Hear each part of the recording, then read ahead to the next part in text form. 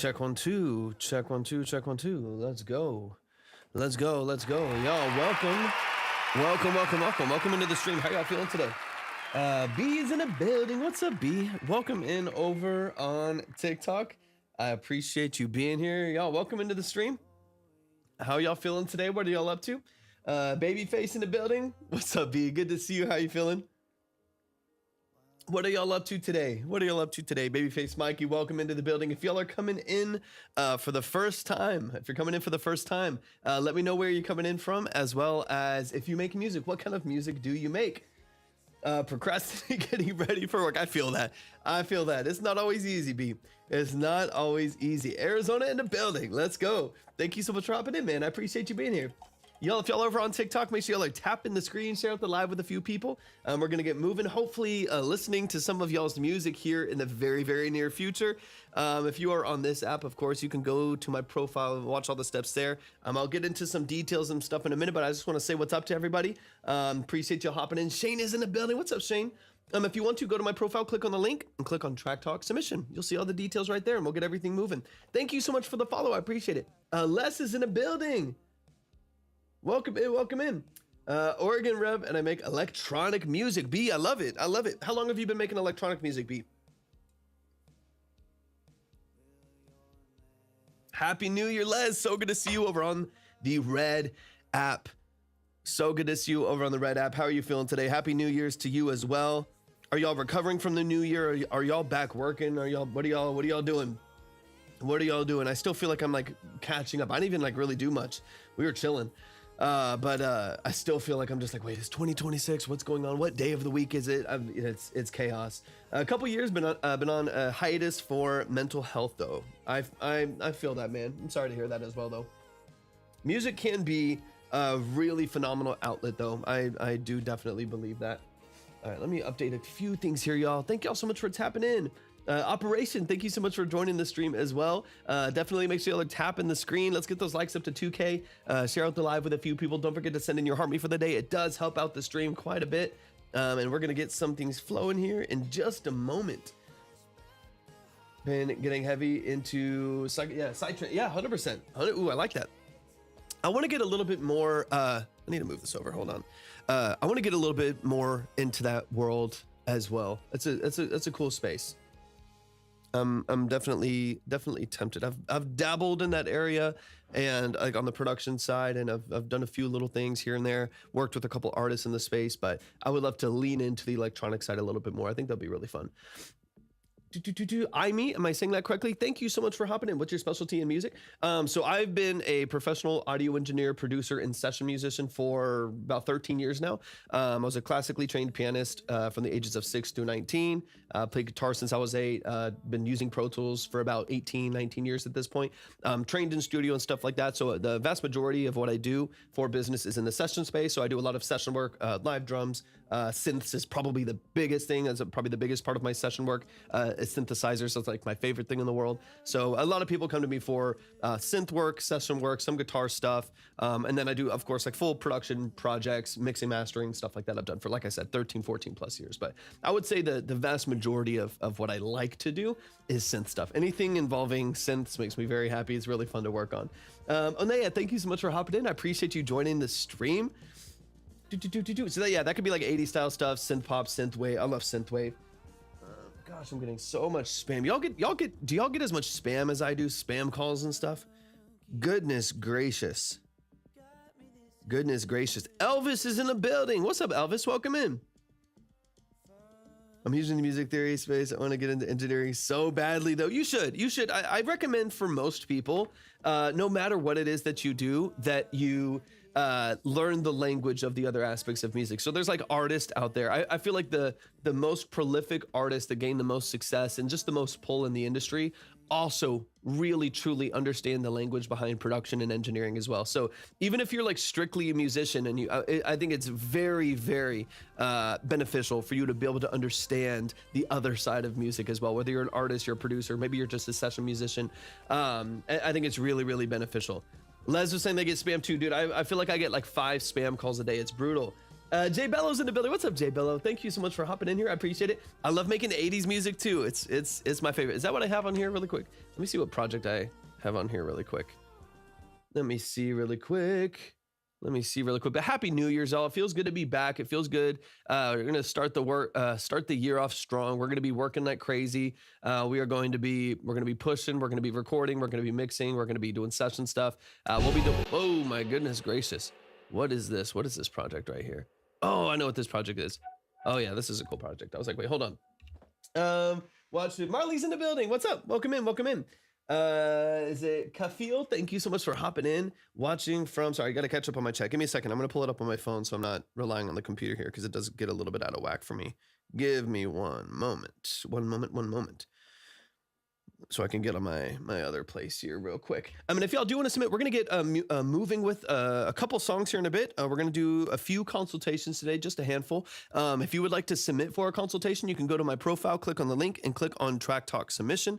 If you're over on the purple app, type !submit in the chat. If you're on the red app, you can go to the description for the live stream and find the link from there. Okay, let me get over here and let me see.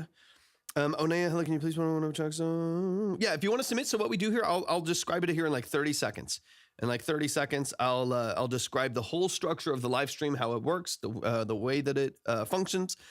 Let me just get into a couple things here. Marley, same thing. Go to my profile, click on the link, click on Track Talk Submission, and then Kafil, what advice will you give to a new upcoming producer and songwriter? Okay, I want to get to that question here in a second. Let me give a quick little spiel.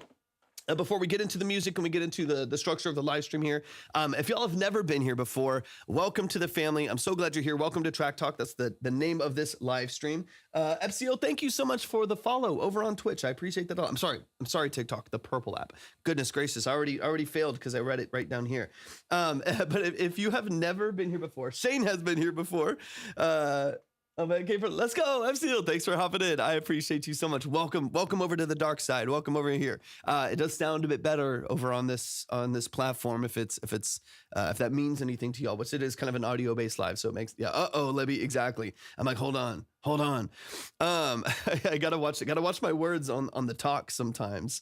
Whiskey and you, welcome in. Thank you so much for hopping in. It has been a while, has been a minute. But if you haven't been here ever before, maybe you're a little bit more fresh to the community, welcome to Track Talk. What we do here at Track Talk are detailed, long-form, 20 to 30-minute detailed consultations on the structure of your music. So like I said, we'll spend about 20 to 30 minutes going through your track, usually 2 or 3 different times, multiple times through the structure to get through your mix and master, production and sound design elements and choices, get into your songwriting and formatting, so on and so on. We're going to get really, really deep into the structure, spend about half an hour breaking down kind of the nuances and the details of that. Our goal is to give practical, specific, and actionable feedback on the structure of your music. If that's interesting to you, if that would be something that would be valuable to you, there's things that you want to pick up on, things that you want to polish when it comes to production structure, mix and master, stuff like that, then just go to my profile, click on the link, click on Track Talk Submission, and just read through and follow the steps there. If you're on the purple app, type !submit in the chat. If you're on the red app, then go to the, I was like, what do you do? Go to the description and tap on the link from there. Victory. Hello from New Zealand. Thank you so much for tapping in. Remember to check your DM link. Oh, perfect. Midnight. I got you. I didn't see a message on TikTok. Sometimes TikTok is buried, or for some reason it goes to request. Let me double check. Thank you so much. Thank you so much, Shane. I appreciate you a lot. Smokey's in the building. Welcome in, Smokey, over on the red app. Here, perfect. I got you. I'll respond to that as soon as I get off the live. Kafil, thank you so much for the heart me. I appreciate that a lot. B, thank you for the rosa. And Libby, thank you for the heart me as well. I appreciate that a lot. Thank y'all for tapping into the stream today. We're going to get flowing with some music here in just a bit. Let me just get a few things updated. Let me make sure I've got everything refreshed here. All right, let's get all of this updated here. Let me just make sure my email is up and running. No. Have you used Suno Studio yet? Not Suno AI, Suno Studio. I have not. No, do. All right, let me double check. Life Explosion's in the building. What's up, man? Thank you for the heart me. Life Explosion's about to have a big project that I'm excited to finish up early this year. So I'm really, really happy to get into that thing. We've already tackled a big chunk of it, and the next big chunk is coming soon. I've got another batch of vocals for you, Life Explosion. So that's exciting as well. And Marcel, thank you so much for the follow. I appreciate that a lot. Nime, thank you so much for being here. I hope I'm saying your name correctly. Thank you for tapping into the stream today. No, I'll just sing and play it in the mic, and you can add accompaniments after. Marley, thank you so much for the follow as well. I remixed your song you had on TikTok, sent it to you. I did it just for my ears, sent it to you. Okay, I'll have to check it out, Smokey. I'll have to check it out, man. I appreciate that. If you want to submit, go to my profile, click on the link, and click on Track Talk Submission. You can read through and follow all the steps right there, and we'll get you up on the board. Let me get a couple things updated here. Just make sure that I am clear on these apps. Hey. Music gets added. Ooh, okay, let's go. Let's go. That's exciting. Yeah, absolutely. Any genre, any level of production, any level of quality. We're going to hear people from all over. So there's no genre bias here or quality bias here. Like I say all the time, we've had people send in, Ohas, thank you for hopping in. Jennifer, thank you for the follow. We've had people send in literally voice memos of them humming in a Starbucks booth to build chords over their vocal structure. And we've had Grammy winning musicians in here. So it's going to be a very broad spectrum of quality. That's the whole deal here. Is it Zane? Thank you so much for hopping in. We're starting right now. Yeah, we're getting things flowing. We're just hopping on, getting things flowing here, getting the algorithm working. I'm pulling up some emails here, making sure I have all of this updated. If you are wanting to submit your music, oh yeah, let me get the list up right now. I got the list current. I got the list current right now. If you would like to check the line, the order, actually I need to update it. Give me 1 second. I want to not say this here. Hold on. Let's see. I'm going to start here. About six tracks today maybe. Boom. Updated. Okay, line is current. If you would like to see the line, the order, stuff like that, then go to my profile, go to the red or the purple app. There are other platforms you can use your imagination. They're listed in my icons at the top. Go to the red or the purple app. And you can see the line there. That's where the full stream is, where you can see the full view. If I'm showing you the DAW, if I'm showing you different angles here in the studio to kind of show you some things we're working on or to help you with your track, that's where you can find all of that. It's also where the line is, so you can see how many tracks we have left, the people on the board, so on and so on. Soca sounds kind of familiar, but I'm not positive. I don't want to lie and just say I know it. It sounds vaguely familiar, but I'm not positive. Yeah, starts at 10. Right now it's 10 on, 15 skip. All right, let me get a few things updated here. No. Yay. Yeah. Snow Pain's in the building. What's up, Snow Pain? Sorry for the random vocalizing here, y'all. Let me see.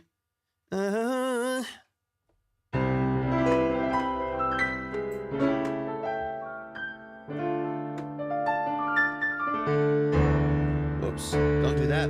Renato, thanks for hopping in. Appreciate you being here. Yeah. I love your voice on a few tracks. I would love the opportunity to collab a bit. Yeah, random can be good or it can be obnoxious and completely chaotic. I would love to have more capacity to collaborate in the very near future. I wish I did. It's been really work. Like all my projects and stuff has been really crazy lately. Just like ending the year, getting into the holidays and restarting. It's slowly starting to relax. It's slowly starting to get kind of back into normal pace. So maybe like mid this year, I'll have an opportunity to maybe do some more, collaborations and stuff like that. Cause I do want to do more of that. I just have zero capacity at the current moment, or just a very hyper selective capacity. Zeke's in the building. Zeke, I'm getting you straight back up on the board. Zeke, if you got a second, hang out. No way, Jose. Nice name. Thanks for hopping in. Appreciate you being here. Yeah, what's normal? What's normal life explosion? Yeah, some semblance of normal. I really don't know what that means. Zeke, welcome back. Welcome back. What is your main genre? I do a lot of different genres. I just enjoy music, so I don't really hold to anything strictly, but I do tend to really enjoy 80s sound design. So I like synthwave, darkwave, Kavinsky style stuff. I also really like alternative pop and synth pop and stuff. So, a lot of like Phineas O'Connell's stuff, Depeche Mode, Tears for Fears, Aha, things like that. I really like the 80s. So that's a lot of what I tend to kind of look at and tend to gravitate towards, but I genuinely I work in, like I tell people all the time, like on my docket right now is like a synth pop, like for my clients is like a synth pop record, a trap beat. I have an opera song that I'm working on for a cinematic client. It's gonna be mixed by a Grammy winning engineer. We're gonna be working through that project. We started it last year. We're going into it this year as well. Like it's all the way across, like I work in a lot of different spaces. At the core of all of them, is synths though. So that's kind of the thing that is the thread between all of the projects that I work on, is they got to have these bad boys in there. They got to have these bad boys in there. And that to me is my favorite stuff. I have an ambiental synthwave EP I just released yesterday. Let's go. I love that, dude. I love that. I love it. Y'all keep tapping the screen. We got to get to 2K. Zeke, let me get you back up on the board, musically attached. Let me double check for you really quick as well. Let me double check a few things really quick, and then we'll get flowing with some music here in just a moment. So can you check out my music, please? Oh, it's on SoundCloud. Yeah, absolutely. We're about to start consultations. We're literally just about to. Grant's in the building. What's up, Grant? We're about to start consultations here in like 2 minutes. Let me just respond to a few things here on my phone, and then we'll get into the music. Give me just one moment, and I'll get a couple things updated here. If you would like to submit for a consultation, once again, these are 20 to 30 minutes long. They're detailed. They're incredibly nuanced. We're going to go through your track 2 to 3 different times in order to really, really dig into the nuances of your production structure, your mix and master, your vocal production, things of that nature. So if that's something that you're interested in, this is not a quick review. There's no trash or pass. There's no ratings. There's no polls. This is strictly a detailed, nuanced dive into the structure of your music in order to offer actionable feedback, and a really, really detailed breakdown of what you're doing. So if that's interesting, go to my profile, click on the link, click on Track Talk Submission. If you are on the red app, go to the description for the live stream. If you're on the purple app, then type ! Right there in the chat. Okay, Marlito, I'll double check for here in a sec. No, yay. All right, give me one.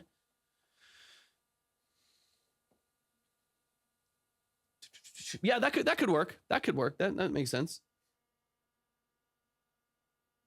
Shane, that means so much, man. That's a lot of love. That's a lot of love, man. I appreciate you saying that. Leo's in the building. Marcelo's one of the best producers on my streams. Let's go, Zane. Let's go. The Marcel that's right in here. You and Marcel, are y'all a duo?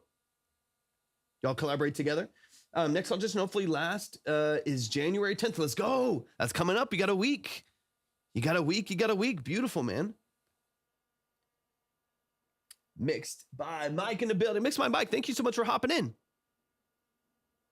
Emma's in the building. Okay, give me 1 second. Let me respond to this really quick. I think I'm still waiting on a couple things, so I'm gonna give it a minute because I want to make sure that everything comes in. Mixed by Mike. Thank you so much for the follow. Y'all tap in with Mixed by Mike. Go check out his stuff. Check out what he does. If you like what you hear, hire him. Put yourself on. There's no gatekeeping here. There's enough for everybody to eat. Will Kalam doing a mix selection, melodic techno, and he has a sick track that I want to edit. Beautiful, dude. Beautiful. All right, let me get that out of here. Are you powering that synth rack with a DC hub or stock wall plugs? The one behind me, I have it running into a conditioner on the wall. I just have a conditioner on the wall, and then I'm running another power supply from that. All right, y'all keep tapping the screen. We're almost to 2K. And then really quick, let me see. I think, Marlito, I think I'm still waiting on yours. I think I have the email in. Give me just 1 second. Oh, and then Zeke, let me get you up here. I got you, Zeke. You're up, ready to go. Zeke, I think you're going to kick us off today. What do you say about Daft Punk? I mean, they're incredibly talented. Incredibly talented. I don't know if I haven't heard them very recently. If they're like putting out fresh stuff, I haven't paid attention. I used to listen to them a lot more. Logan's in the building. Logan, thank you so much for hopping away. Let's do a giveaway at 2K. We gotta get there to even start the live. Thank you so much, Zane. I appreciate you a lot, man. I'm a certified engineer. I worked with millions of artists. You've worked with, wait, hold on. There are no more? Did they disband? I don't know. I haven't kept up. Millions of artists is crazy. Is crazy. All right, let me double check a few things here. I've worked with a lot of artists, but it's nowhere near millions. Yeah, for real, it's mental. It's mental. That's crazy maths. Millions of artists is wild. A choir of every session, 4 sessions a day. Every session is 100. It's a choir of artists for every session. The ultimate medley. All right, let me double check. I think we're about to. Yeah, I haven't kept up. It's been a long time. The last time I paid more attention to Daft was probably like a decade ago. Kafil, thank you so much for the rose. I'm sorry if I missed that earlier. 10,000 artists a week. Sheesh. It's crazy. He's a maniac. He's a monster. All right, y'all, we're about to get flowing with the music here. I'm just updating my emails here really quick. Once again, if you would like to submit for a consultation, go to my profile, click on the link, click on Track Talk Submission. Just read through and follow all the details there, and we'll get you up on the board. All right, make sure that because I do have... okay, you're good, Martin. If you run into ads over on the purple app, just head over to the red app, if you know what I mean. Head over to the red app. That way, you don't have to run into any ads. It's the same stream, same quality and everything. That way you can mitigate having ads, or of course, subscribing on that same platform also will take the ads away as well. Mixed by Mike makes $400K a month. Crazy. He's a monster. I'm goated. Okay, yeah, I've double checked really quick. So I've got a couple of y'all said that you sent in. I believe I have emails from you. I just need every single one of you who said you did. Please make sure that you go to my profile, click on the link, click on Track Talk Submission, and then please start from the top and read through all of the details of the live stream right there. Make sure that you have all of those details so I can get you up on the board with the other artists that we have. The line is up right now. I've got Zeke, 24 Leak, and Mike up on the board. They're up, ready to go. But just make sure that y'all do follow all of those steps, that you do read through all of the details. There's also an FAQ and TOS if you want to even deeper and further understand the structure of the live stream and what we do here, and maybe how it differs from other live streams and stuff like that. I want to make sure that it's crystal clean and clear. So if you have any questions, you can always refer to those FAQs and those terms as well. But just make sure that you read through so I don't just get stuck with the email. All right, let's see. Okay, Zeke, are you in the chat? I haven't. So that's Marlito over there, right? It hasn't. I haven't seen it. Give me a sec. 12:30. So that's a couple days ago.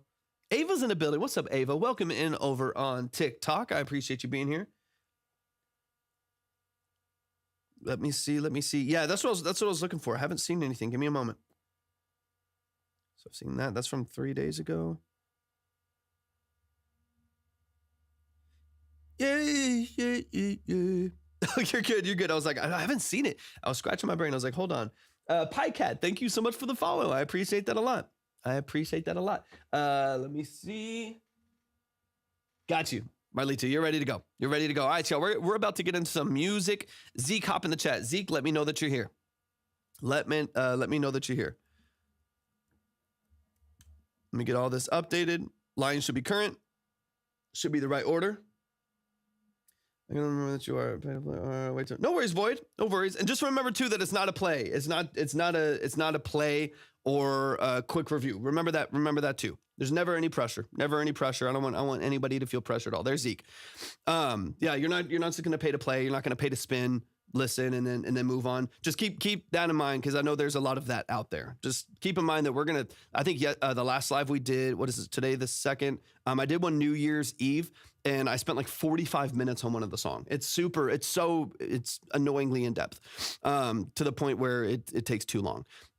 Just keep that in mind. I don't want people to be like, oh, shoot. I can't say anything on TikTok. Shoot. It's a quick pay to play or whatever. Or it's like a free line review for 5 minutes. I tell you to get a better mix, and then we move on. Now it's going to take like 30 minutes. I need a critical eye, ear on a demo finish today. Completely deaf to it. Yeah, man, take your time. There's no pressure. When you feel ready, to submit, man, we will be here. I'm not going anywhere. We've been doing this live stream for nearly 3 years in this format, long form, detailed consultations. Thank you so much. Evan, thanks for hopping in. Fully Auto, thank you for the follow. I appreciate you a lot. Let me double check. Hey, it's Lazy. Thanks for tapping in. Let me update chats really quick. And then, Evan, I appreciate you a lot. Thanks for tapping in. No. Yeah. Ooh, okay. Okay, Void. That's different. I like that. All right. Yeah, if you want to submit, I see a couple of y'all coming in. If you want to submit, go to my profile, click on the link, and click on Track Talk Submission. Just read through and follow all of those steps. If you haven't read through and followed all those steps, then I won't have you up on the board, but I do want to make sure that I get you up there. Okay, let me get this one up here real quick. I'm going to spin another, but this is for a different track. Sounds good. Okay, Zeke, and I got you up in your position. Let me know real quick. No. That's Snow Pain. Are your initials DP? Just I want to make sure. That sounds wild. That sounds wild. But are they? Are your initials? Pause. Are your initials DP? Just so I make sure I connect it to the right person and I get the right order and everything on the board. Perfect. All right. Let me get that updated. Let me get the emails pulled up here, and then we're gonna go straight into Zeke's track. We're gonna go straight into Zeke's track. Zeke has been waiting for a couple days, so I want to make sure, or just before the new year. Let me get this updated. So I got you, and that is Snow Pain. Thank you so much for your submission. I appreciate that a lot. Done. Do you have to pay to submit a track? Aaron, yes, you do. So these are long. This is not like a live music review. These are like 30, sometimes longer, but 20 to 30 minute consultations. So it's just a paid service. So if people do want to send in, you typically listen to their song like 2 or 3 different times, chopping through the details of it, from mix and master to production and sound design choices, lyric and song structure. Spend about 30 minutes breaking it down and listening to it a couple times to really get into those details. So it is a paid service. It's not like a free line in a 5-skip music review. We throw up a poll, see if the community's liking it. It's really hyper fixated on the music, the structure of the music, quality, and stuff like that. That's what it's all about. So this is not for those of you who are curious too. This is not a roast live. I'm not here to like trash you and tear you down and stroke my own ego. This is also not like a hype live or an exposure live where that's the priority. If you get some of that, like if you get some exposure for what you're doing, fantastic. I'm obviously not mad at that. But it's not my priority. It's not the number one thing that I want to happen in this live stream. I really want to get strictly into the details of your music and the structure of your music. Let me see if you like classical, cinematic, ethereal, pop. You will love fragile. Beautiful. I love cinematic stuff a lot. I'm just really into a song called my Lepse Stravi. I'm sure I'm butchering that so horribly with the name. I'm so sorry. Is there any restrictions for using AI? No, there's no restrictions on it. The thing that I typically just ask is, what do you want out of the breakdown when it comes to AI? Like I have my thoughts on AI in general. There's a lot of different perspectives on it, but I'm not against listening to it and breaking it down. I just typically ask that you're very clear on what it is that you're using AI for. That way I can kind of understand the context of it. And also just let me know when it comes time for your track, what it is that you're looking to get out of this breakdown. We go into so much depth. I want to make sure that I focus on the thing that would be the most beneficial for you, would be the most value to you, especially if you are using it to generate production structure, but it's your vocals, or you're producing yourself, but you're generating vocals, or you're writing and you're generating the whole thing. Just let me know so that I can clearly understand kind of the structure of what you're looking to get out of the breakdown. All right, let me double check a few things. Okay, Zeke, I got to get your old email up really quick, and let me just make sure that I am free and clear with everything else on here, especially with Marlito as well. Let me get you up here, man. And I got you with your back-to-back as well. Yep, you're set. You're set. Let me get it on the list, and then we got to get into some music. No worries at all, Marley. No worries at all. Like I said before, there's no pressure at all. I always want to make sure. Yeah, resend it, Zeke, so I can get it at the top of my list. Otherwise, I'm going to have to search it back because it's been a couple live streams in between then. So resend it really quick so it's an updated file, and then I'll pull it up immediately. Yeah, there's never any pressure. I always want to make sure that even if you're just chilling in the live stream for a little bit, you're getting some value. You're getting support. You're getting, some value just from the community, gaining, collaborators and a network and stuff like that. That means a lot to me as well. Okay, Marlito, I got you with the times 2. Thank you so much for that, man. I appreciate that a lot. Let me get that updated. TR is in a building. What's up, TR? I use it for music, but the lyrics are mine. Okay, got you. And the vocals are generated as well. Snow Pain. What's more... Hold on. Let me go back. TR, thanks for happening. Gosh, I can't talk, y'all. It's a nightmare. What's more... this is Optic Nerve. What's more sustainable, direct-to-fan or DSP when it comes to monetization? I think it depends on your audience. I think here's like the reality, right? Like if you are getting, let's say like 1,000 streams on a song, right? Like let's put this into like practical numbers. Like what's more sustainable in the real world? We're talking practical execution of getting your music out in front of an audience and getting a return on that investment, practically speaking. If you're getting 1,000 streams, okay, you're getting 1,000 streams. Like you're not very popular. You don't have a lot of monthly listeners, so on and so on. You have 1,000 streams per record that you put out. It is more valuable for you to just get like 5 of your like friends or family to like buy it on iTunes for 99 cents. You will get more of a return, more sustainable income if you're getting 1,000 streams, a couple thousand streams on your songs to just have a literal handful of people buy the track or just like pay you $1 to get your album early or whatever it would be. Have like one person buy your album, right? For $10. Get your mom to buy your album for $10 once every 6 months that you put music out or whatever. And that is more sustainable income than the streams that you would get if you're only getting 1,000 or a couple thousand streams on your songs. Now, if you are if you have a large base, several 100,000 people, that are listening to your music, you got monthly listeners, you have a sustainable several million streams per month, that as an input, that's going to be a fairly sustainable. Every million streams that you get on Spotify is going to be probably approximately, depending on the base and the fan base, approximately about $3,500 ish. For some people, it's higher. For some people, it's like $4,200, $4,400. Depends on paid accounts. Depends on a lot of different factors. Some people, it's more like 2,800, right? So there's a little bit of a spread. Yeah, hey, get your mom and you'll be more successful. It's the honest truth in the music industry, man. Zach, welcome in. Thanks for hopping in over on the Red app too. I appreciate it. That's the reality, right? So you're going to get about $3,500 on average, $3,500 on average for 1 million streams that you own 100% of. That's another factor. 1 million streams that you own 100% of on Spotify. So I think what is like more legitimately sustainable for the absolute mass is direct to consumer, but direct to consumer doesn't offer any exposure benefits. And that's the hard part, right? So the difference is if you're getting tens of thousands to hundreds of thousands of streams on Spotify per record, you're most likely getting some playlists in there that are getting exposure to another audience. You have people posting your song under their content on social media, and that's starting to push it out to other people as well, right? And people are going to consume that more religiously on DSPs, on digital platforms. So I think that there's a balance, right? I think for most of us in here, you should probably find a balance. Most of your exposure is going to come through the digital bases. But I think if you're smart and you want more sustainability that's actually going to pay some income, I think you should work direct to consumer. So I think a balance is very, very important. Let's see. Let me catch up real quick.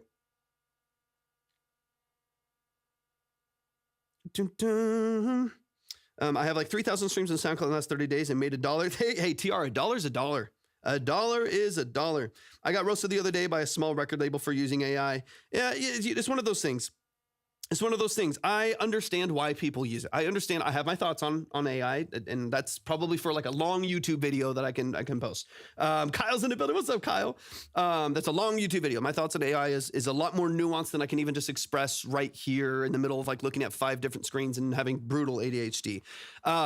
But I think that everyone uses it for a different reason. And I think what I like to try to do is if you are utilizing AI in a generative form in order to create structure for your music, I prefer to try to point people in a direction that allows them to increase their human connection, right? So it's like if you're doing something creative, I would love to take what you're inspired to do and what you feel like you now have some ability to like conjure up and see how we can point that in the direction of increasing human connection, collaboration, and networking with people, because that's always going to be, despite what is going to sound good and have you be done the fastest, it is going to be the best way for society going forward, for us to be connected, for us to enjoy the process of creativity with other humans. And so for me, that's the biggest thing, right? It's not that I like you hate people that use AI or anything like that, or think you're a piece of shit or something like that. To me, it just, I will always prefer that people connect. I think that producers and musicians and creative in general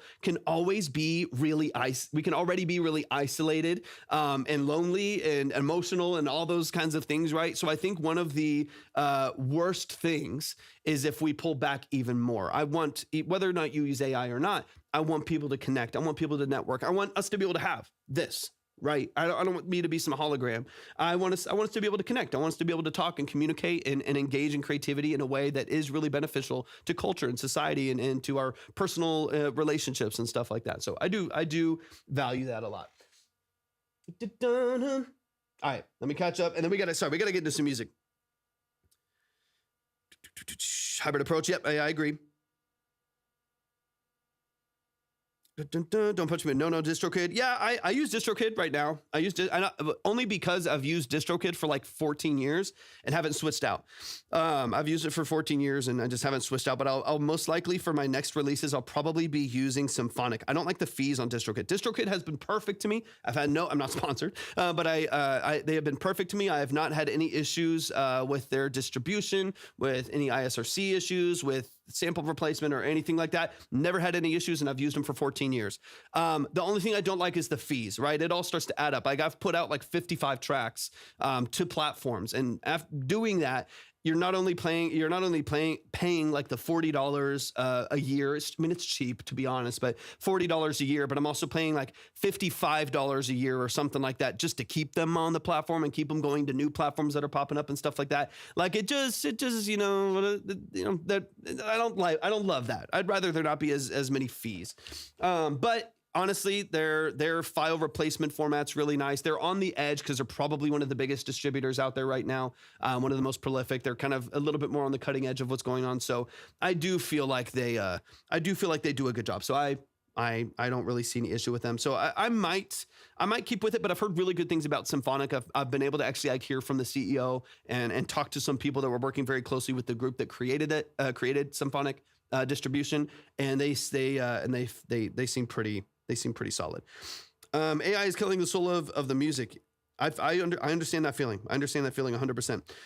TR, I feel like AI has its tools, but trying to make money from it is a bit of a gray area. 100%. And most publishers are blocking it anyways from sync placements and commercial placement. So you're already going to be in a tough spot with that if you're trying to make money with it. Bro, chill. This is a simulation. Let's be friends. Facts. Let's be friends. We should all be friends. Let's be where the money's at, unfortunately. Hold on. As it will be quantity and or demand of his social planet. Yeah, I mean, the reality is that a lot of people aren't making money with AI. They're not making money with AI because either issues with distribution, publishing rights, or royalty splits. It can be really challenging because of like IP issues and copyright issues that they're trying to figure out. I know Warner's trying to figure it out, and it'll be interesting. But Void, you have to think the payouts. The payouts are like, oh, we can. It's not like a Bitcoin like infinite money glitch. You know what I mean? It's it doesn't work like that. The money comes from the company, right? You know, the money is coming from advertisers. So that they're not just willing. So what will happen? Inevitably, Void, what will happen is maybe you'll see a couple people that started making a bunch of money, and then people just realized I can just bot this and I can just put out a mass. I can put out an album a day. An album a day, and I can just flood the system. Coca-Cola's not going to pay out for that advertisement.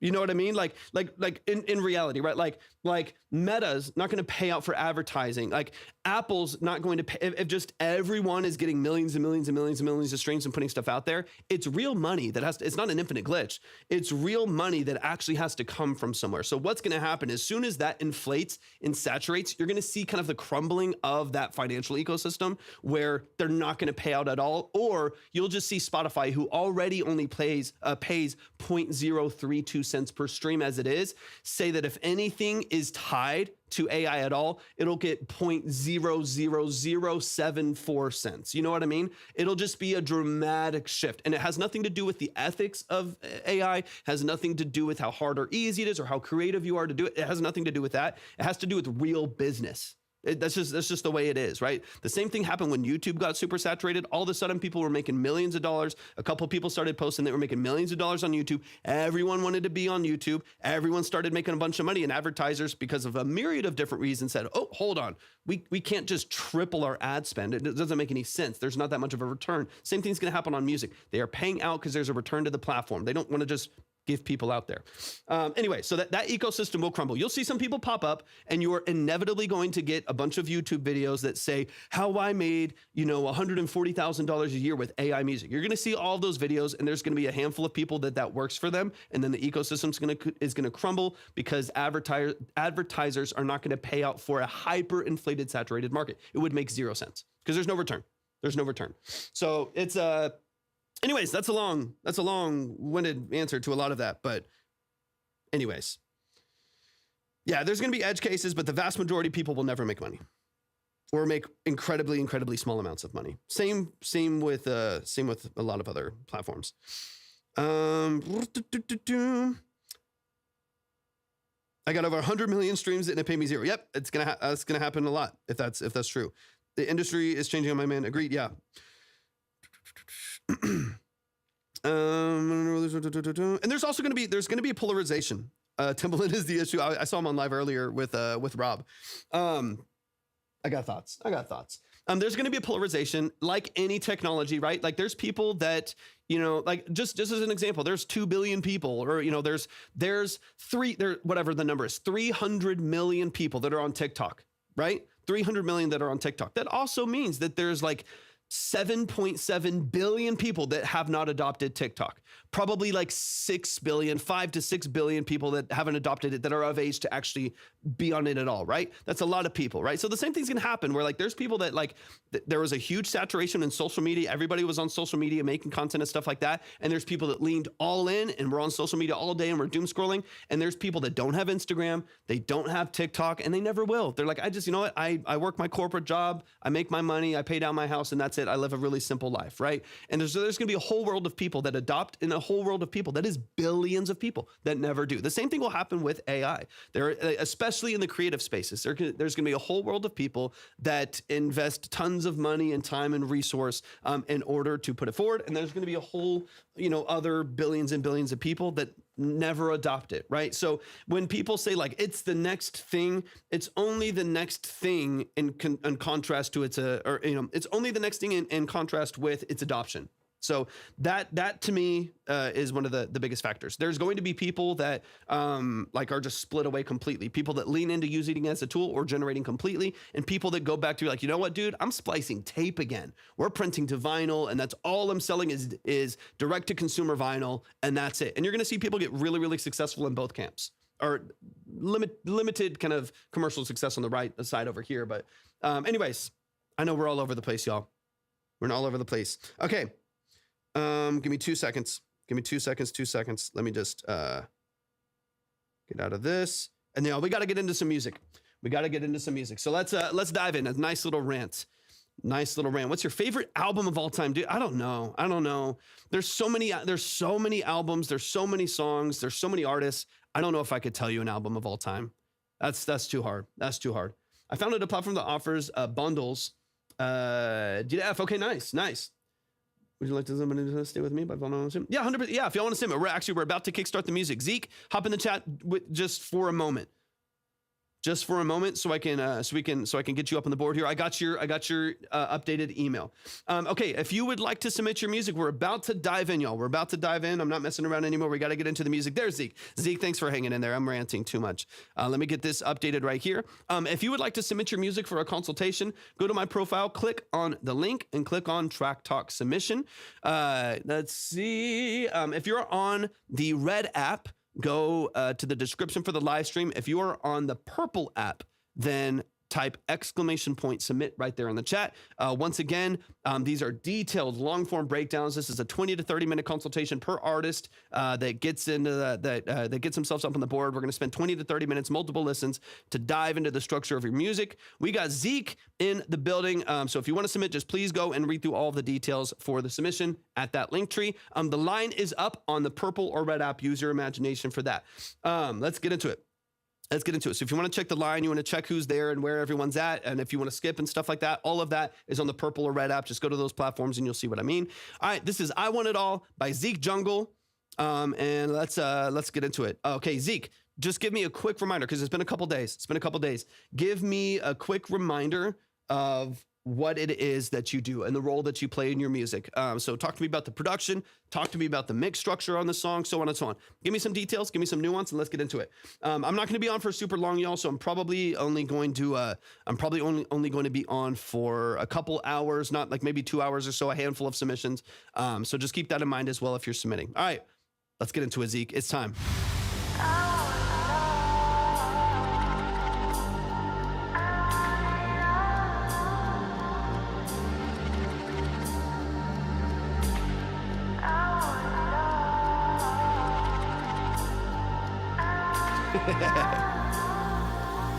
Let's talk about it. takes me out my body. You've got a way about you that knows all of me, and I want it all. Oh. So you produce all of this, Zeke. And I want it all. Never thought Let's go. I'd feel like this, but the way that makes me go up and down. I want you all around me while you inside out, and I want it all. I want it all. 'Cause baby, the way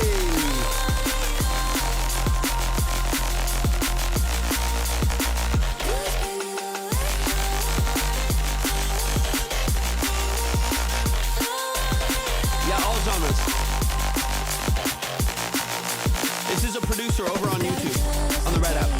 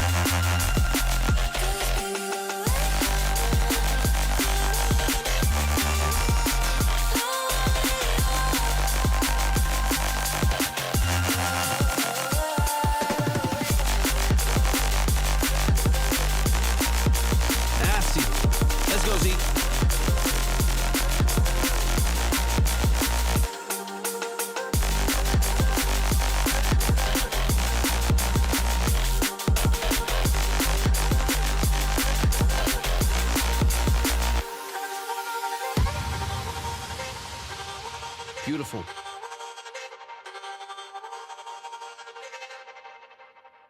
Beautiful, beautiful, beautiful. Y'all, give it up one time for ZekJungle.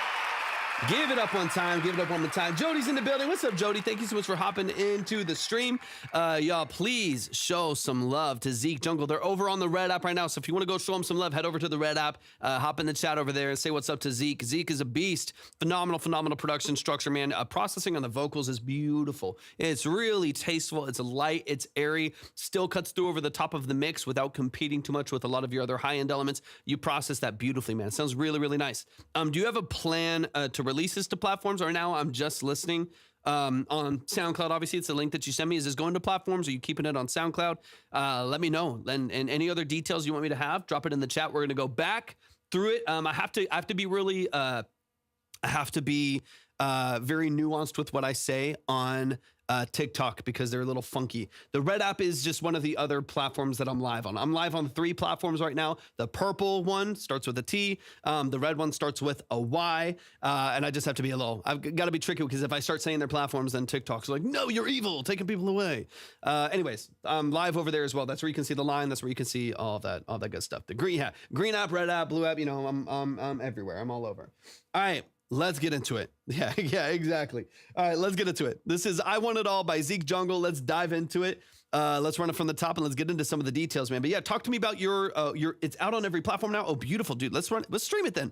What are we doing? I Want It All by ZekJungle. We got to pull it up then. I'm not just trying to get you plays on SoundCloud. Let's get you some spins.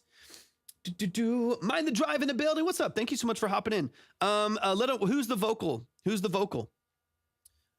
Joan, what they said on the Red app, what synth should I buy with $500 budget? What kind of synth do you want? Like, what's your use case? Do you want a polysynth? Do you want chords and pads? Do you want something monophonic? How many oscillators do you want? It kind of just, to me, depends on your use case. Mind the Drive, thank you for the follow. I appreciate you a lot. Acoustic Gymnastics back in the building. Welcome in. ZekJungle, I'm looking you up on Spotify right now. Let me get this pulled up. Bought that vocal, beautiful. They bought the, Zeke said they bought that vocal and then put it in there. Channel 5's in the building. Thank you so much for the follow. I appreciate that a lot. Yeah, I'll play whatever y'all send me as long as it's like your music or you're connected to the music somehow. Someone you know. Like we've had people. Obviously, I like getting into the details like crazy. But you know, so that's easier if it's your music, so we can talk back and forth on the structure of your music. But people also send in music that is like their friends or their kids or their spouses or something like that. So yeah, I'll listen to pretty much most anything that y'all send in, any genre, level of quality. If you do want to submit, go to my profile, click on the link, and click on Track Talk Submission. All of the details for the live stream is there. The line, if you want to see the order or if you want to skip or anything like that, is on the purple or red app. All right, we're going to run it back, y'all. I want to pull it up on Spotify. Yeah, here it is on Spotify. Zeke said it was already wet, so that's why it's so good. That's nice. That's nice when that works. Snow Pain, welcome over to the red app. Welcome over. The audio is so much better over here. So much better. And then Zeke said, not much processing on the vocal, but added more reverb and multi-band compression in some bars. Yeah, to kind of tuck it into the structure of the mix a little bit. Got you, because 100%. I'm going to be here for a little bit. What samples annoy me so much? Yeah, it is pros and cons. It is pros and cons. 100%. 100%. Whose profile though? Yours or his? What do you mean, Rebel? What do you mean? Wet samples annoy me so much. Oh, no, yeah, it really depends. It really depends on what you're looking for. Joan, okay, I got it pulled up here, and then we're gonna go back through the song here in just a second, y'all. We're gonna go straight back through it. What do you prefer? Okay, so I have a couple back here that I think do a good job. So the top left right there is the Korg mini log. You can see it. If y'all are over on the purple or red up, you can see it. Top left is a Korg mini log. That has 4-voice polyphony, so that allows you to do some chords and some movements and pads and stuff like that. It also has some built-in effects that can make that nice. It has a sequencer, it has an arpeggiator. I want to say like 16 or 32 steps on the sequencer, and an arpeggio and stuff like that. I'm not a pro. Then this is the synth I would get. This one, I'm backwards on my screen. That one right there, the top left Korg mini log. You can get them for about, I got that one for like $350 years ago. Sometimes they're more expensive now to get one in good condition. But you could probably find one used in decent condition for like $450, $400, something like that.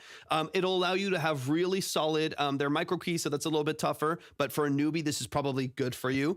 Obviously you'll be able to get MIDI. It has, I think 2 oscillator bank. It's got different circuits for like distortion and delays and stuff like that. It also has a sequencer and arpeggio. You can do monophonic basses and leads. You can also do 4-voice polyphonic chords and pads. So if you're wanting something like super like versatile for the price, that's probably one of the best.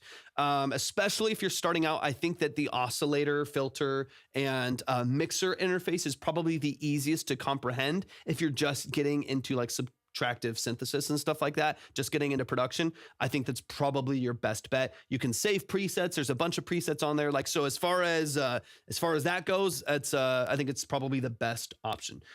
Go to my profile, click on the link, and click on Track Talk Submission. Is the Micro Freak a good option? I don't have any experience with the Micro Freak myself. I know some people that love it, and I know some people that hate it. Some people say that it sounds kind of, I was just watching a video on it literally yesterday.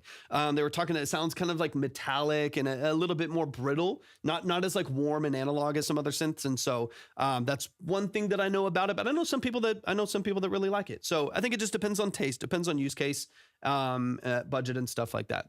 Thank you, Rebel. I appreciate that. But yeah, there's a lot of good options for the price. You could probably find like a used DeepMind 6 for like $600, kind of in that range. That's a Behringer synthesizer. That's a Foley. It's a 6-voice polyphonic synthesizer with effects, with presets, and stuff like that. It's kind of like a clone of this little guy right here, the Juno 106 I have behind me.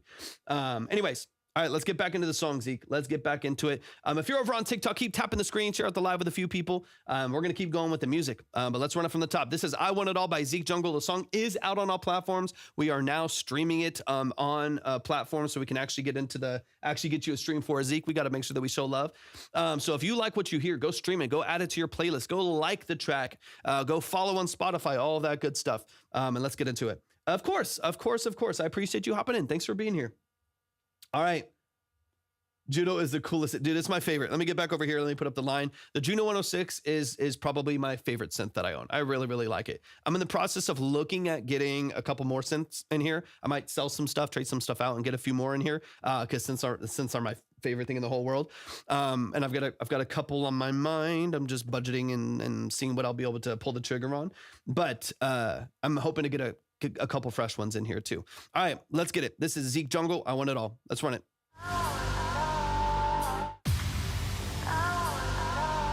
Let's go, Travis. Welcome in, man. I appreciate you being here.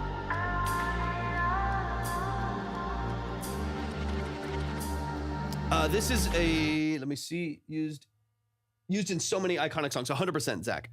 This one right here is a Neumann M147 tube. Neumann M147 tube. I love it. One of my favorite mics that I've ever owned. I love it. And thank you for joining. I appreciate it.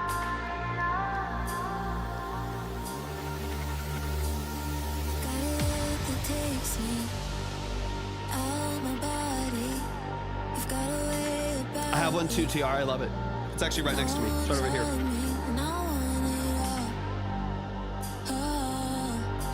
Thank you.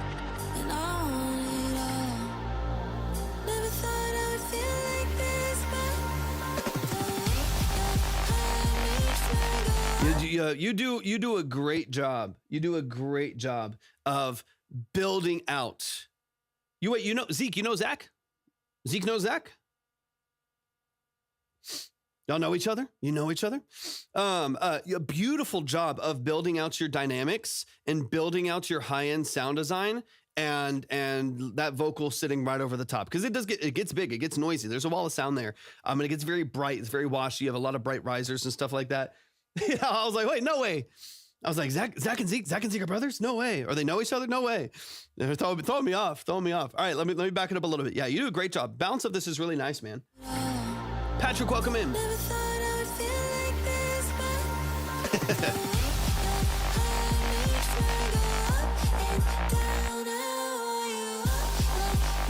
So here's the thing, and this is the pros and cons. This is the pros. Machu, welcome in. So good to see you, bro. Hope you're doing amazing. Zeke, you crushed this. Here's my one little pro. I'm sorry, it's a pro, but it's also a con, and I'm sure you agree. Based on what I'm hearing from your production and stuff here, I'm sure you agree. The pro of having the vocals pre-mixed and already wet with ambiance and processing and space and stuff like that, that's a pro to some extent, depending on the track. The con, because it just tucks in, right? It already feels like it's mixed. The con is you have no control. So you do some really cool breaks in this song. You do some really cool moments where all of the production cuts. You have this great little dynamic shift. You have the energy pivots just for a second, and then you cut back in with the heavy bass and the 4 on the floor. It's hard style. It has a lot of energy to it.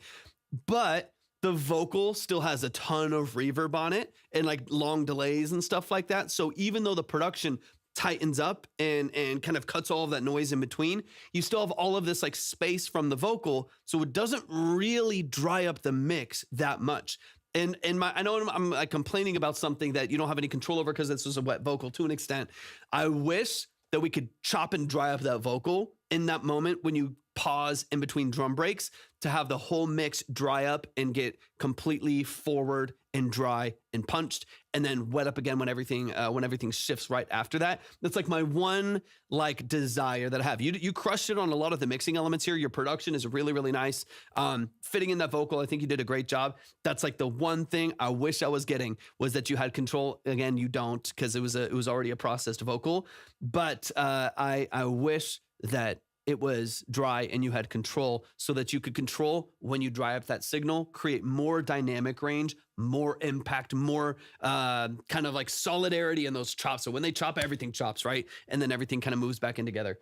Could he have bought the dry vocal, or was it only available? It might have only been available wet. That happens. That happens sometimes. If you, like on Vocal.io or Vocalio, whatever you call it, Vocalify and stuff like that. A lot of times you're buying just wet vocals. It just depends. It depends on the artist. Deb's in the building. What's up, Deb? Thank you so much for joining the stream.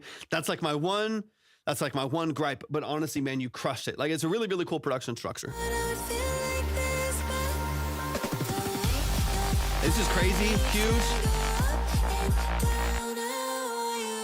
Like, I wish that I wish right there, we just like suck the air out of the room and it's just a dry vocal for a second. And then boom, everything comes in again, super wet, really, really open and vibrant. That's like my one little thing that I wish I was hearing, but obviously that's difficult if you don't have the control over the track. Fluffy Wolf, thank you so much for the follow. I appreciate that a lot.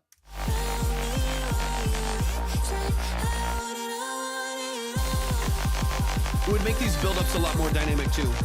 Deb, thank you for the heartbeat. This is so nice, OC.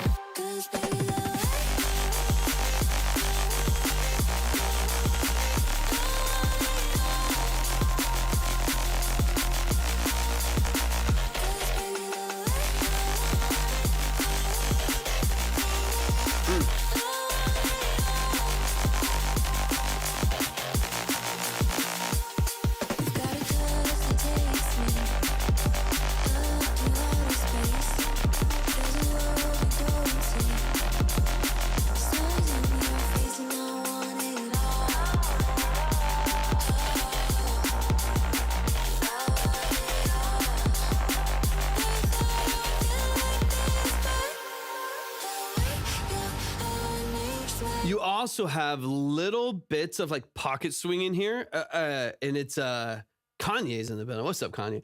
TR, I like the bass, the different sounds. Yeah, it's really, really well put together. Production structure is great. In this genre, you need to push that left to top. That's sometimes hard because you need also, exactly.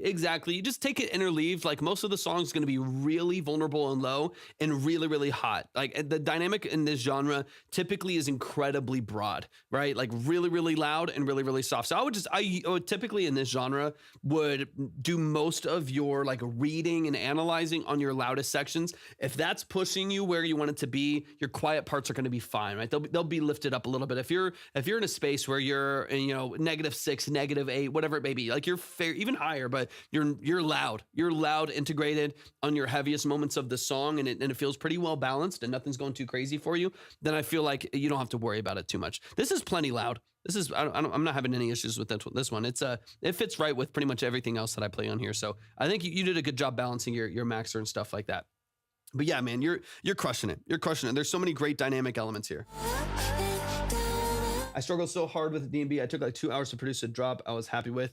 And even then I was just tweaking for ages. Yeah, it happens to me. Sometimes you got to give it fresh ears too. Sometimes you got to like do the 2 hours that you just did and then take like 3 days off and come back fresh. You know what I mean? Like sometimes you work at something so long, you forget what music sounds like. You know what I mean? Like I think every producer who produces a lot knows what I'm talking about. Like you get so close to a record, you get so close to like a vocal or a sound or a drop or like some snare. You spend 7 hours on a snare or something. It's like, so when that happens, if you find yourself doing that, you need to reset. You need to cleanse your palate a little bit. You know what I mean? Go outside, touch grass, come back in a couple hours later and get yourself, back into a different headspace. Because if you get too close to the music, you forget what it's even supposed to sound like. You don't even know what sounds good anymore. Your ears are fatigued. The high end sounds weaker, so you're cranking, shit you don't need to. It's tough. That's tough. And then you start to hate your track, and you come back after a few days. It's good. Exactly. Or you come back, and sometimes like me, you come back in 2 days. You be like, "Why did I ever produce this?" And you start over completely. You get a little bit of both sometimes. Omar's in a building. My advice: quit cold target. You said you were tweaking for ages. Yeah. It's sometimes you got to. Sometimes you gotta just take a break. Bizkit, welcome in.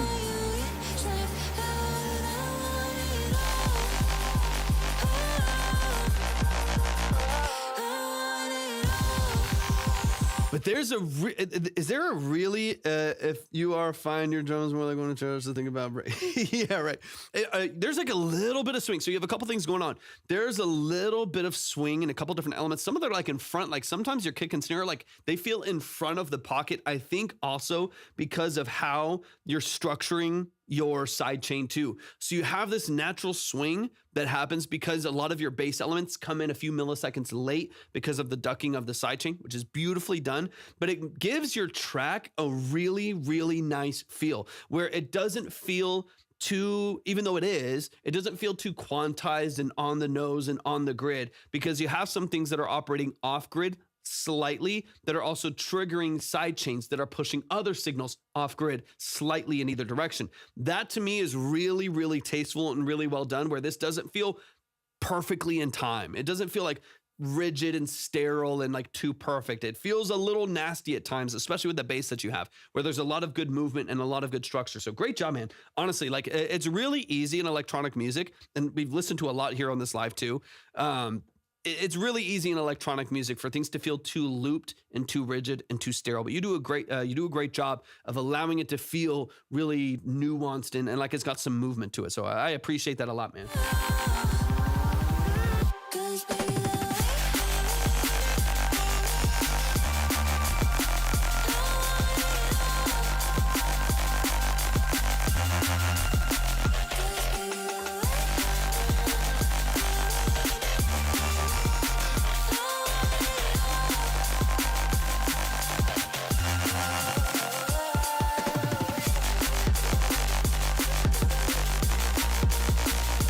Great job stacking those doubles of the synth in there too, or that really wide stereo, like chorused synth in the background too, where you open up quite a bit. I feel like it's missing a bit of percussion, like ghost on the snare or something. TR, go to YouTube. Or no, sorry, TikTok. I'm so sorry, TikTok. The Red app.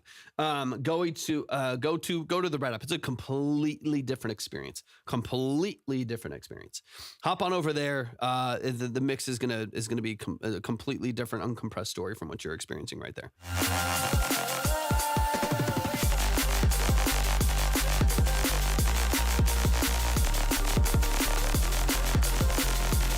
Yeah, it's really open. It's really, really open. You do a great job of filling out the spectrum, man. Yeah. Just kind of rolling in the background, filtered just a little bit out there. Dude, it's nice. It's nice. It's very vibrant. It's really, really wide, really, really open. There's also very, very little, if no mud at the low end at all. It feels heavy. It feels present. You're getting a lot of growl out of your layers, like great modulation, really good automation curves. You're getting all of this vibrancy. You're getting all of this energy without it feeling really like muddy and boomy in the low end. It feels really, really, really, really tastefully done. Try's in the building. TR, welcome in. Welcome in. Is it Try? Yeah, welcome in.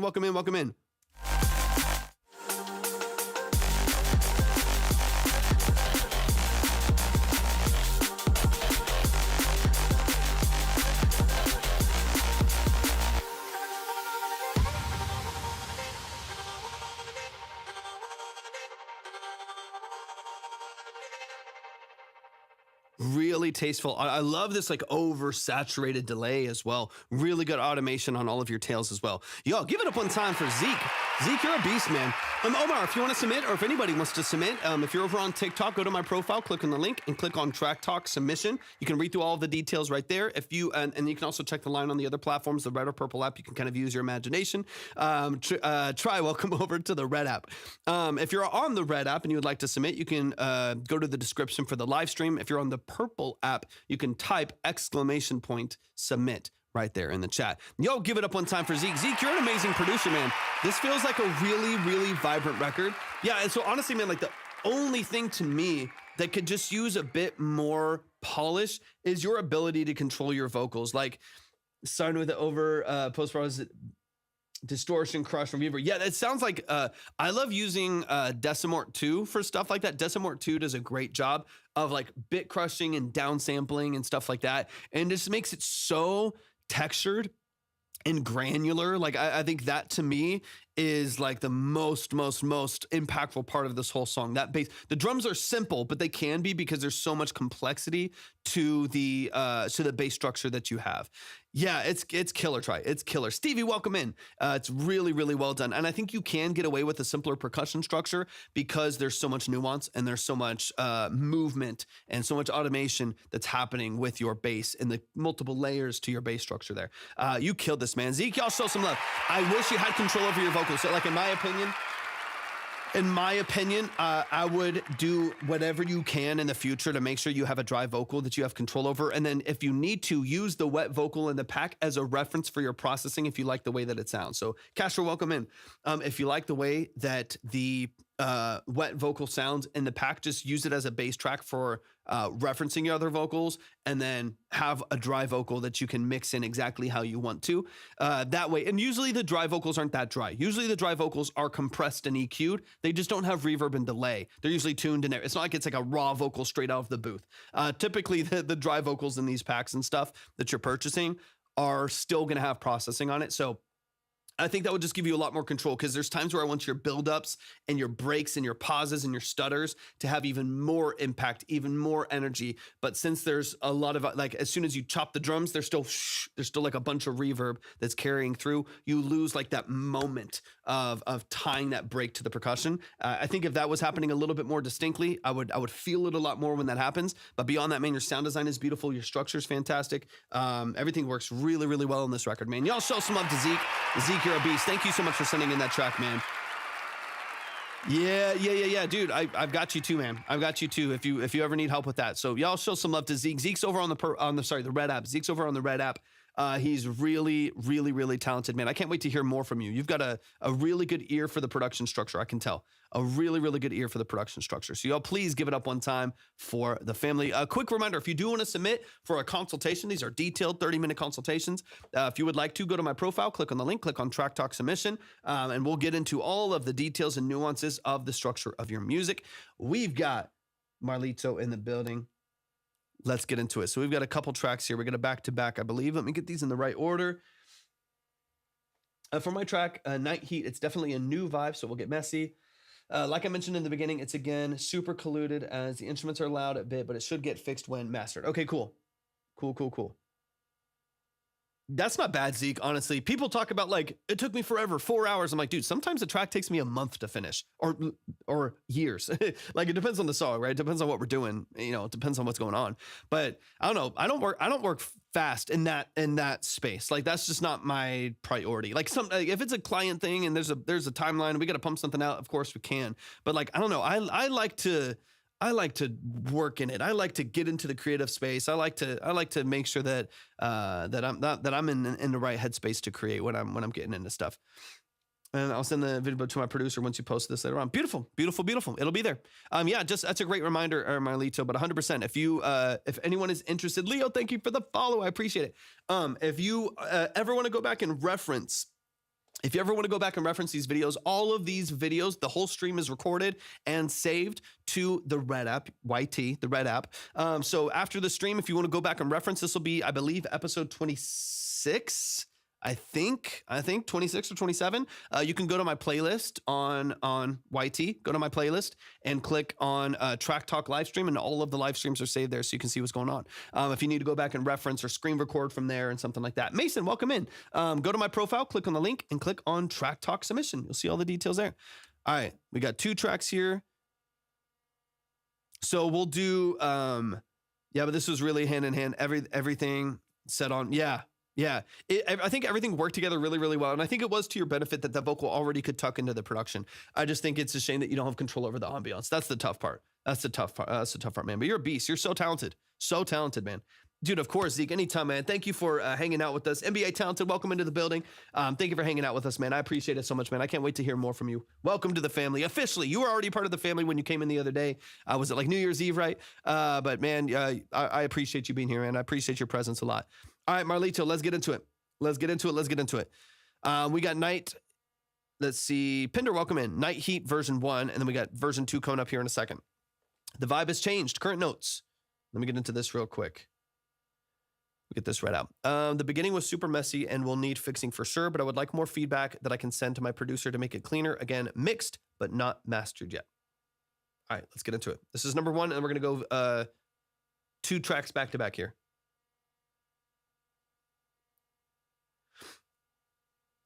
You can try, but it's going to introduce, or Try asked over on the Red app. They said, wait, can you de-reverb or deverb with RX? I remember it not being awful. It doesn't do a great job of working with like stated hall, like printed hall reverbs. I've tried with some vocals that an artist sent me printed, and I hated what they did. This is an honest opinion. I hated what they did with reverb, but they sent me printed tracks and wouldn't change it. And I tried to use Clarity VX for it. I tried to use I try to use RX Deverb, and it just introduced so much artifact, like really bad noise reduction kind of. It introduced so much artifact and so much nastiness that I was like, this is not good. So I ended up just having to leave the reverb. I actually don't think they ever put out the song. But yeah, you can. It's just going to be a little bit nasty. What D-Reverb does best, what Clarity VX does best, which is a Waves plugin, I use that one a lot too, is like room. So like if I'm in an untreated space, if I'm in a pocket that like there's a little bit of reflection, a little flutter, it's a little bit of rebound here in this space, then Clarity VX or RX can do a pretty good job of like tightening up that vocal just a little bit and making it feel a little bit more, a little bit more close, a little bit more tight in. But it doesn't do a great job if you've like printed a full like 4-second Hall reverb, like Travis Scott style or something, and then it tries to cut it out. It's going to be choppy and gated. So yeah, it kind of depends. Second song is a continuation of vibes with Night Heat, where it's lust to confidence in a way. Beautiful. Let's get into it. Flip MVG, welcome in. Thank you so much for hopping in. I appreciate you being here. Flip, let me know if you have a different name on another platform. I want to make sure that I get the correct name connected over here too. But man, thank you so much for hopping in. I appreciate it a lot. All right, let's get into the song. This is Night Heat by Marlito. Let's dive in. And then Chris, I'll double check for you. Thank you so much.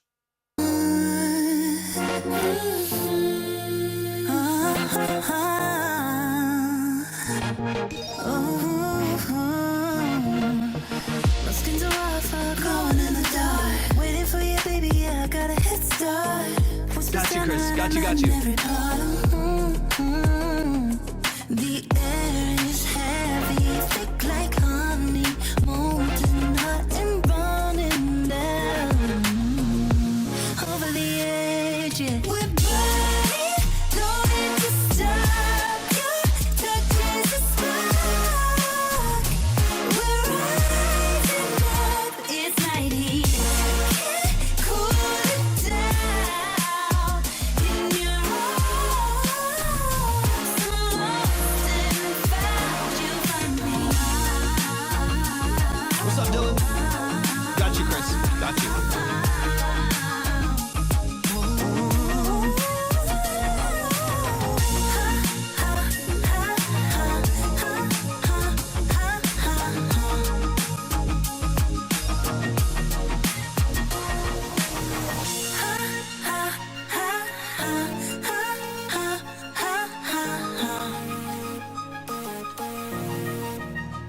Rax, thank you so much for the follow. I appreciate that. Feel like it's spreading through my veins. Sweat dripping off every curve you trace. So baby, make me hallucinate.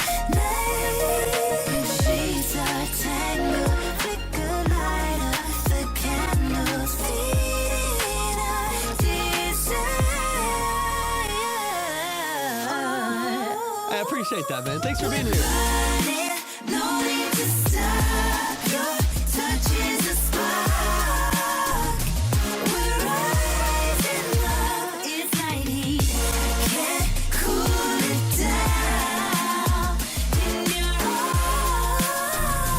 I'm lost and found. You'll find me.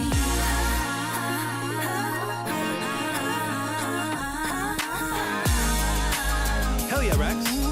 I appreciate you stopping in, man. Welcome in. Welcome in.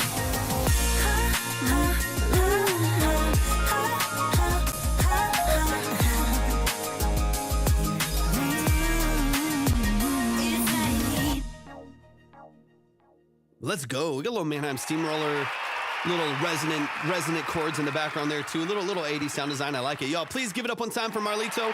Let's dive into a couple things. Rex, I appreciate you so much, man. Shout out to the Sound Sync crew too. There's a whole bunch of producers and artists in that crew now. But shout out to the Sound Sync crew. I appreciate them a lot too. Boofy's the man. Let's get into it. Went all the way back to the year 2000. Okay, I'm going to go back to back, Marlito. I want to go back to back, so we're going to go through this one. I just want to see if there's any crossover in sound design issues or crossover and mix structure that needs to happen before you send it to mastering, because I know this is like some final steps of clarity and distinction between these elements before you send it to mastering. So I want to see what we can like balance and soften and polish a little bit before that happens. So I'm going to go through the second track now, back to back, and then we can go from there. That way I have a good idea of anything that might be affecting both of the mixes themselves. All right, so then we got Night Heat Part 2. So this is a distinction back to back here. So let's see, called Love Language. This is a super demo. So super demo. This is early, but I would like to have feedback on lyrics, instrumentals, and vocals, etc. This will get revamped with a different vocalist and will have different vibe possibly. So take it with a grain of salt. Producer helped, but I wrote the lyrics with the help of a buddy. Okay, beautiful, beautiful, beautiful. Of course. FIFA fan, thank you so much for hopping in. And Snow, hold on. Let me double check. Double check. Let me see. Dang. Wait, that's DP. Yo, man, show some love, Snow Pain. I appreciate you so much, man. So much. Yeah, go to my profile, click on the link, and click on Track Talk Submission. I would suggest going to either the red or purple app, if you can, YT or the T platforms, and check the line over there. That's where you can see the line, the order, and stuff like that. But yeah, go to my profile, click on the link, click on Track Talk Submission. Shout out to Snow Pain. Snow Pain, I appreciate you so much. So much. Let me get this up on the board too. Oh, no. And he's like, I gotta go. I got places to be. I'm not messing around. All right, let me get that up on board. I appreciate you so much, Snow Pain. Thanks for that. All right, let's run this from the top. This is Night Heat version 2. Actually, let me see if it's downloaded. Yeah, if you go to my link, there's the icons at the top. Same name. It's the same name on the red app or the purple app. Either one. On the purple app, obviously, sometimes you run into ads. So the red app sometimes is easier. But either one, it's the same stream over there. All right. Let's get into it. Let's go into Love Language, which is essentially Night Heat, V2. This is number 2. So let's get into the second one here. This one's a little bit more of a demo, a little bit earlier on, but let's get into the details of it and let's break it down. Let's break it down. No, already super catchy, super catchy. Ooh, different vibe though. You got that look like you know what you're doing. Hands in your pockets, my pulse is cruising. Got me laughing like I'm already choosing. Baby, don't stop the way that you're moving. You say my mind is your favorite danger. Tongue-tied. Welcome, Rax. Good to see you. Appreciate you being here. I taste the thrill. Hope you're doing great today, man.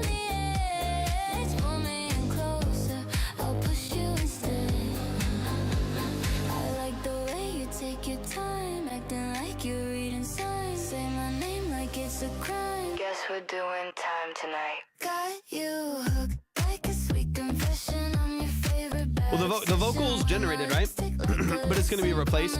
It's a generated vocal, but you're going to replace it with a real one. I feel that. Hopefully I can help, Rax. I would love to do anything I can to help with that. I got tools. Okay, that makes sense. Yeah, so AI vocals, but they're going to be replaced by a real vocal, which I love. By the way. Thanks for doing that.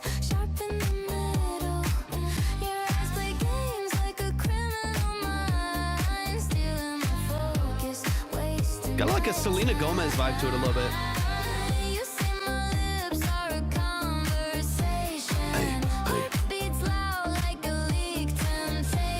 Bianca, thank you for the follow. I appreciate that. I appreciate you.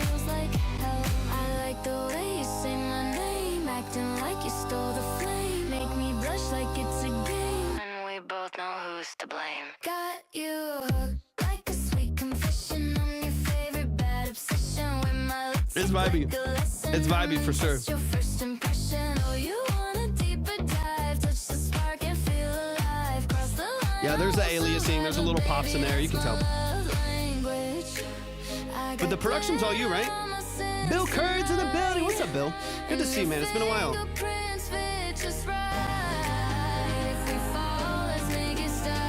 Good to see you, man. I hope you're doing well. Happy New Year. Try not to slurp in the mic. Perfect.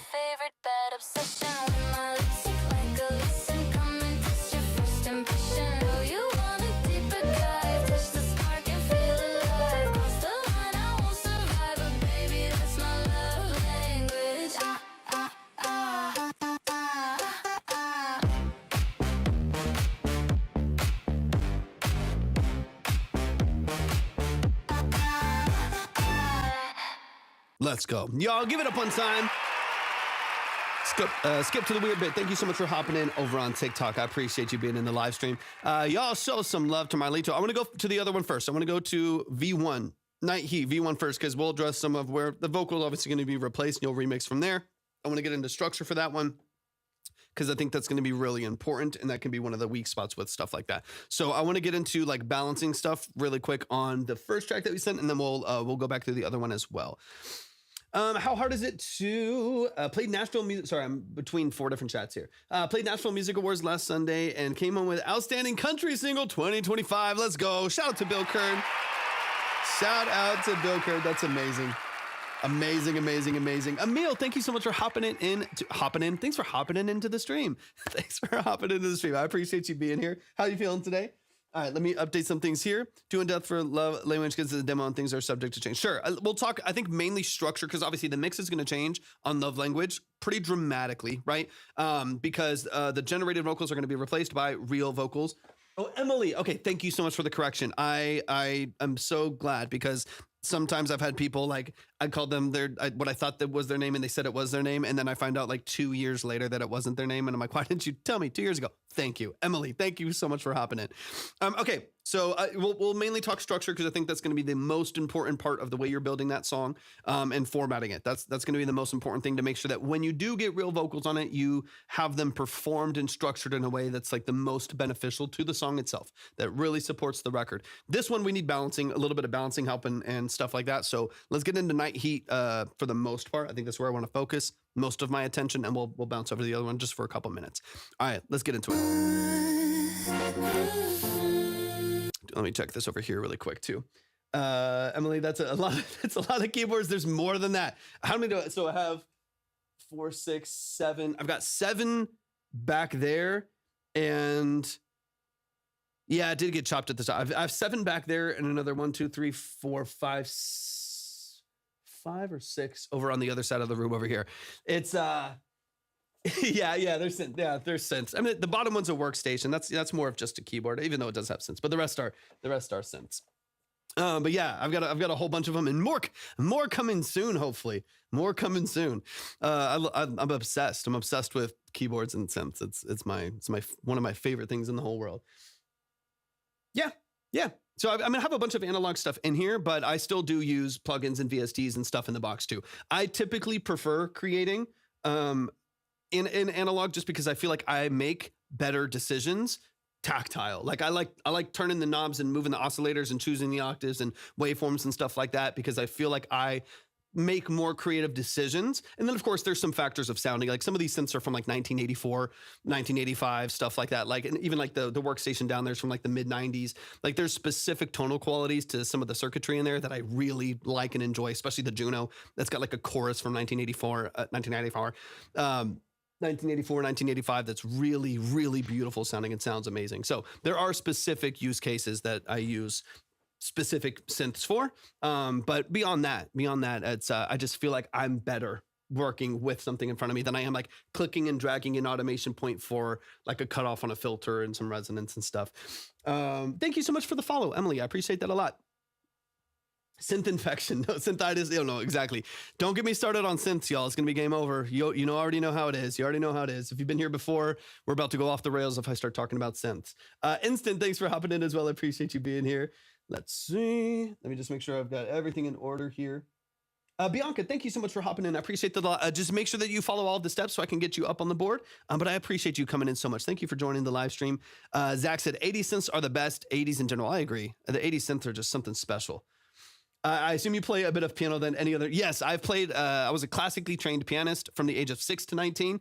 Played guitar since I was 8. I've played drums since I was 4 years old. So in my production studio here, I've got like 6 or 7 guitars. I've got like 13 synths. I've got 3 drum sets. I've got a bunch of random stuff in here that I play. But yeah, I played piano since I was 6 years old. So that was my first like trained instrument, and I love it. So that kind of got my start. That got my start into synths, because I playing piano my whole life. I constantly playing different keyboards and stuff like that. And then I bought myself like my own first synth when I was like 15 or something like that. Even though I'd been playing a bunch of them at different places, I bought my own. It was a micro Korg, an old little micro Korg with a vocoder, and I was addicted. I never went back, and I just kept getting them. All right. Try said my music tech lecturer got a Korg, not sure which, for like 100 quid from someone who didn't know what they had, and he brought into college to show us. I had a teacher. No, I was like classically trained. I did guild and all that stuff too. So yeah, I took lessons in piano for about 13 years. No. Thank you so much. I appreciate that. I appreciate that a lot. Reb, welcome over to the dark side. Welcome to the Red App. Also classically trained on piano and then self-taught on acoustic guitar. Same. Yeah, I was self-taught for guitar. Also played flute and cello is like my favorite instrument. I would love to learn cello. The barrier to entry to getting a decent cello is just so hard, right? Like you can get like a cheap guitar for like $100, like $200 for like a halfway decent one. But a cello to just like get there is like $600. You know what I mean? $700.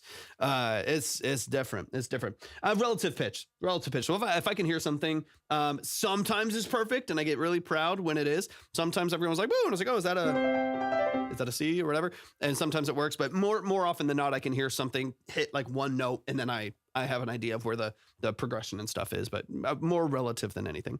All right, my favorite instrument is violin. Yes, fabulous. All right, let's get into it. Acacia Ridge, welcome in. It's good to see you. I appreciate y'all being here. Y'all keep tapping the screen over on TikTok as well. Keep moving. All right, let's get it. We got to get into these. We got to get into these tracks here. So let's go. Let's run this back from the top. So yeah, they did cut the track here, right? So it starts. So you're missing like the first bar, right? Or maybe even just like a reverse going into it. So like you said, make that note for your producer and just make sure that especially as you're getting closer to release or distribution, that you don't have any chops at the beginning right there.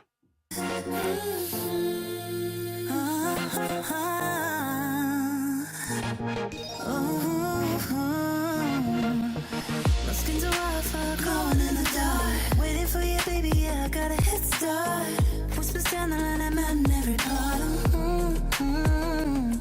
The air is heavy, thick like honey, molten hot and burning down. Over the edge, yeah. We're burning, no need to stop. Your touch is a spark. Marissa, welcome in. It's 90. Cool it down in your arms.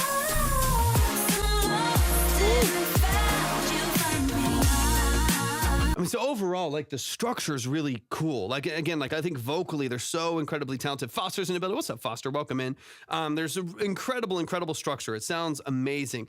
I know, Reb, a lot of people bounce back and forth between apps. So like go over to the Red App over here to like see the line or like see the full stream, and then they'll hop back over to TikTok, whatever. People are bouncing around a little bit, so we got a little cross pollination between platforms. It's so much better over here, Reb.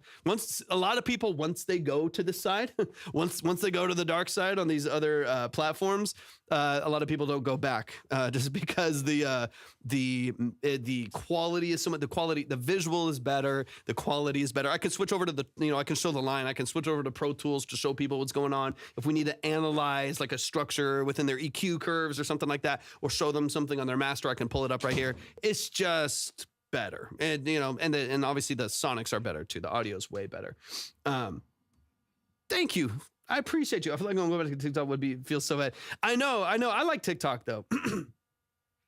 It was so good. Stop me. Let's go, Foster. Who is singing? So I don't know the artist's name. The producer who sent it in, who wrote this song, is Marlito. They're over on it's Musically Fond. They're over on the Red App. So use your YT Red App. They're over on that app if you want to go say what's up to them. They're in the chat over there. Musically Fond is their name over there. But the producer is Marlito, and they're really talented. Yeah, TikTok is really annoying for audio. It's really annoying for audio. Colt Graves in the building. What's up, Colt? It's so good to see you, man. I hope you're doing amazing. Yeah, of course. Hey,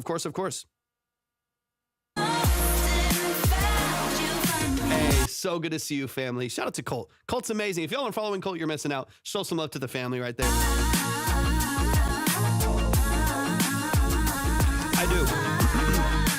I do use OBS. course, man.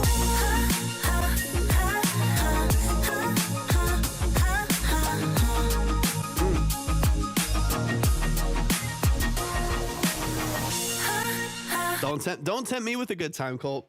Don't tempt me with a good time. I'm ready. This has got to be, Colt. This has got to be the gear that we make something happen to. I'm not trying to be pushed. I don't want to be pushy because I've been too overwhelmed to do much of anything at all the last like 2 years. But we've got. I don't know if we need to do like a synthy country record. I don't know. I don't know what that adds up. I don't know how that adds up. I don't know how we make it work, but we got to make something happen, man. It'd be so fun. It'd be so fun to collide worlds, man. It'd be fun. All right, let me back this up just a hair. We'll get into some of the bouncing stuff here really quick. Foster, thank you so much for the follow. Okay, so a couple just quick notes before, because I know you're getting to the edge of mastering, right? You're getting into finalizing your balance for this record before it goes to mastering. The thing that I would be careful of as far as like balancing goes and just polish goes is it's a bit exaggerated on the high end, right? Between the drum structure itself and the vocals. It's very, very, now it sounds like what is happening here sounds good. It's a great vocalist. It's a tight production. Drums are snappy and punchy. Cairo, thank you for the follow. I appreciate that a lot. The structure of it is fantastic, right? So what you have done here, I think sounds really good. Just make sure it's not too exaggerated on the high end, right? And don't rely on mastering to get that done. Soften it a little bit. It kind of sounds like it's probably happening on the master because everything, perceptively has the same EQ curve. It kind of seems like it's not like I'm just hearing a super bright snare or just the vocal being overly airy or something like that, or kind of brittle sounding. It kind of sounds like the whole entire mix has like 9K, 10K cranked up like 5 or 6 dB or something like that. And that's creating a bit of kind of harshness and brittleness that I think if you balance, if you soften and warm up this mix just a little bit, you'll be able to push things forward a bit more. And also the consumer can listen a little bit louder. That's always one of my like tests and the things that we talk about is like, how loud can people listen to your music before it hurts? That is always a good test of like the balance of your mix. It's not only just mono compatibility and listening on your phone and in the car stereo and on this and whatever. It's like, yeah, that's all important, but also just how loud can I make your song before something is ringing in my ears, right? A really, really good balance to a mix you can crank when you're at the gym with, noise canceling headphones and it doesn't really hurt. It's just loud and it's impactful and you feel the bass. You can crank it in your soundbar in your car and it doesn't really affect you in any negative way until you're just like too loud, right? But with a mix that has imbalances to it, if there's like unbeneficial resonances, where the vocal is sitting, some ringing in the EQ, if it's overly bright or harsh, or it's really boomy and muddy in the far low end, then you're going to reach the limitations of how fast or how far you can push that mix pretty quickly. For one, it's robbing you of some headroom on the master itself, so you can't get as loud of a mix. But on the flip side, you're also limiting the consumer and how much they're able to really, really enjoy and push your music, right? So I would Try said, I once played one of my tracks on a PA system and it killed my ears. No, literally, Try, I am with you there. That happened to me a couple of years back, probably 5 or 6 years ago. 5 or 6 years ago, I was mixing for a client. And it's like, man, even someone who's done it for a long time and has done it professionally for a while, you still will see your progress change dramatically. I was mixing for this band. This was probably 6 or 7 years ago. My God, time flies. It was like 6 or 7 years ago. I was mixing for this band. And they went and they played it through a PA where they were going to be performing it.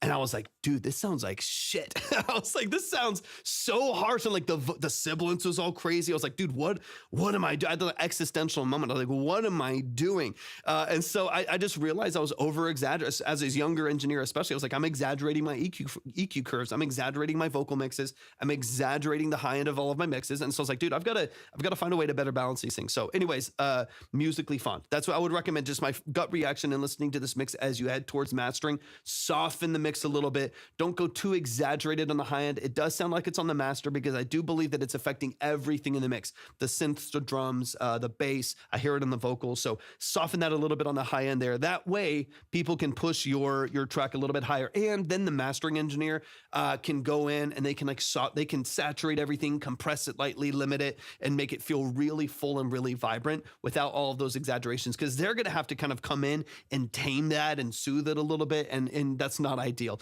I'd rather them come in and like just polish and mold and push the track to its limit than have to come in like fix issues. under exaggerate the mix a little bit, get it bright, get it open, get it, make it what you want it to be, but don't over exaggerate it too much. That way they have a better time just polishing what you've sent them instead of fixing resonances and frequencies that are a little bit more brittle and abrasive to listen to. Kyra, I'll use AI. I can write my ass up, but can't hold a note. What are your thoughts on using AI vocals? I typically prefer AI vocals to then be used to find vocals to replace them. And there's a lot of, we were talking about AI for a long time earlier today. So I won't dive too deep into it. But I'm not like mad at it, but I would recommend for many, many different reasons. For your own monetary benefit, for your own publishing benefit, because most publishers are blocking AI currently speaking, and just for the sake of actually building a network and building collaboration with different people so you're not isolating yourself as a creative, I would use those to pitch to artists and use them to find folks like, hey, I've got this track that I'm making happen, and I also want to bring in some people to collaborate with, because I feel like the worst thing that artists can do is isolate themselves further. We're already lonely. We're already isolated. So I do think it would be really beneficial. If you are using AI, just use it as a tool to connect, not necessarily the final thing. Like use it as a way to find people. They're like, dude, you have a really, really cool style. How can I help bring that to life? You collaborate, you put it out there. Maybe you're able to get placements and stuff like that. To me, that's way more viable in the industry itself, but also just personally. I think that's something that's really valuable. Will you be at NAMM? Just take some of your videos. Love all the synth. Thank you so much, Foster. I appreciate you so much, man. I appreciate that a lot. Man, I'm obsessed with synths. I love them. I love them. I don't know if I'm going to, when is NAMM? I don't know. I've never been to NAMM. I would love to. It'd be fun. Also chaotic and noisy, but fun. But I would love to go. I just don't even know when it's all happening. Electric Fangirl, welcome in. Yeah, exactly, Cairo. That's what I would focus on. And what I would do, Cairo, because here's I'm sorry, we got to get back to your tracks too, y'all. I know we got tracks to listen to. Last thing that I'll say in just the vein of AI right now, just because I know that's a deep conversation that needs a lot of long form videos to really talk about the nuances of it. I've had so many conversations about this subject. But in this subject of what was I going to say? Man, it just left me anyways. And maybe it'll come back to me. Roan Joe, thank you so much for the follow. I hope I'm saying your name correctly. Thank you so much for hopping in. TDL, welcome in. It left me. The comment, hopefully it comes back to me. Like it used to be shelves like plus 7 dB sometimes. Then I bought some flat frequency response. Well, DT770 Pros audio. Yep. It makes it get 100%. Yeah, because if you crank that, like these are what they're talking about, the DT770 Pros. I've had these for years and years and years. If you mix too bright, DJ Paslow, thank you so much for hopping in. Yeah, we are. If you want to submit, go to my profile, click on the link, click on Track Talk Submission. And Abigail, thank you so much for hopping in as well. Good evening to you. Hold on, I'm reading too many chats and my brain's gonna go crazy. If you are mixing harsh on DT770s, you will blast your ears because they're already kind of shrill. So one of the good things about mixing on, and I've mixed on DT770s many different times. I don't like it, but they do the job. If you mix on DT770s, you will feel all of the brittleness in your vocal because they're very bright and they're very harsh at the top end. So if you push that vocal too far, it'll hurt. It's at the end of January, but you definitely should go if you can't. Dude, oh man, that's coming up quick. Shoot, where is it located? Foster, where is it? Dude, thank you so much, man. I appreciate it a lot. Reb, I'm in Texas. So my tracks would sound awful on anything other than my headphones, and I never used to sound test on a car stereo phone. 100%.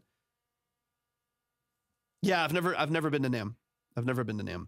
It'd be fun to go. I just haven't had whenever it's happening, I'm always like the busiest, or like, especially if it's start of the year, that's when I get like a ton of projects in, usually like right after Christmas. I usually get like an onslaught of people wanting to like pick up music again. And so I'm already seeing like a bunch of sessions coming in, and I'm like, okay, it's gonna be tough. So maybe I could swing it. We'll see. That'd be fun. It would be fun to like meet up with some people there. All right, let's get into it. I'm in Colorado. I love Colorado. I've been a couple times. Beautiful there.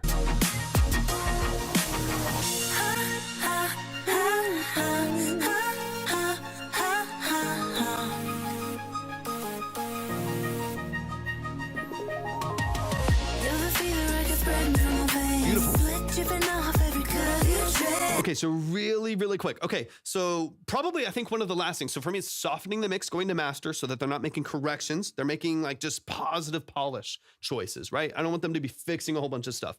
When it comes to the structure of what's right here, I would love to hear some of these background brass elements. The structure is beautifully, all the sound design is great.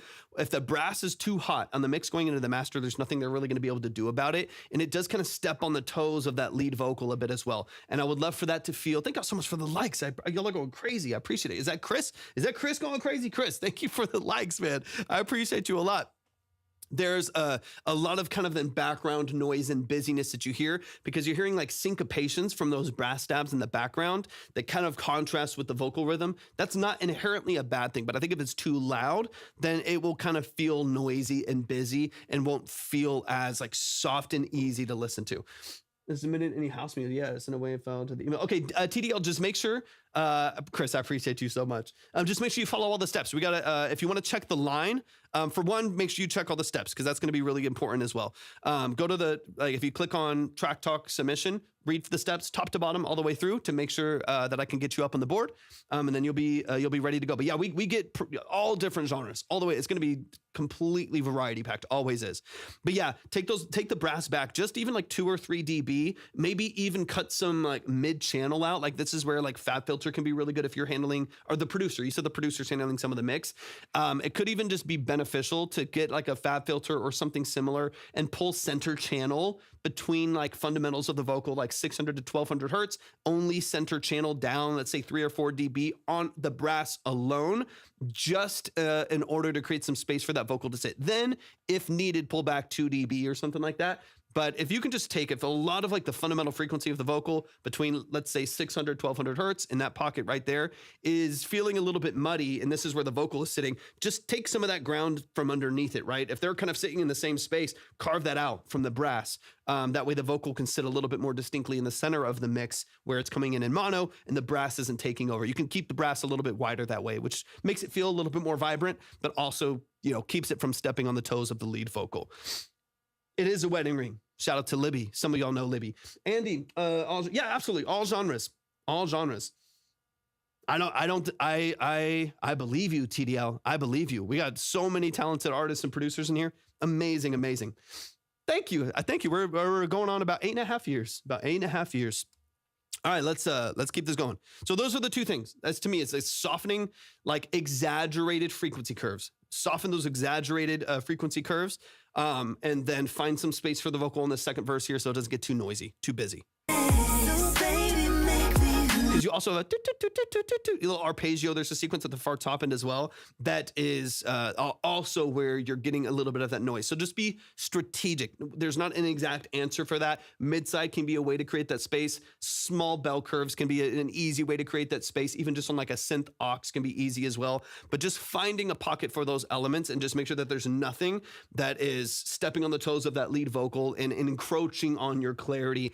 Because this vocalist is amazing.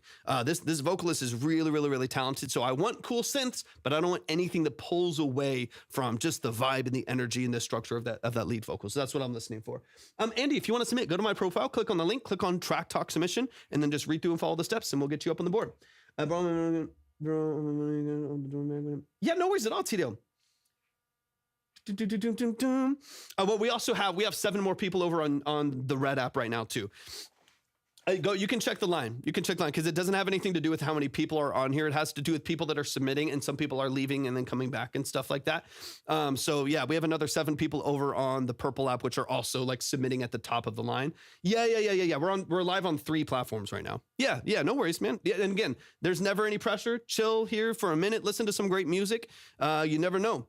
You never know.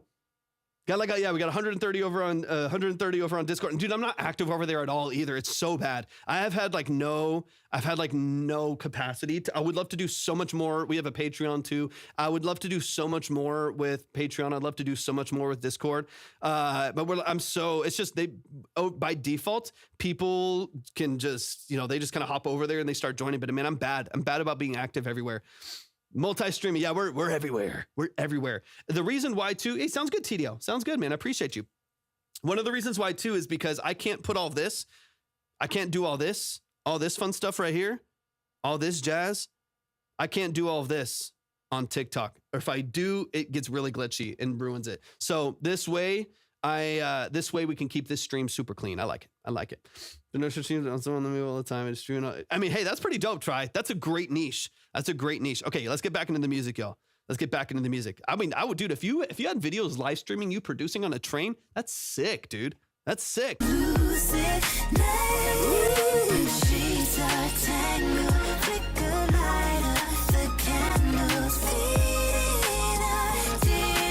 Yeah, it's those two pockets for me. It's a high-end energy, and then center channel clarity for the vocal. That's, I think, to me, should be your priority. Let me skip into the last section here.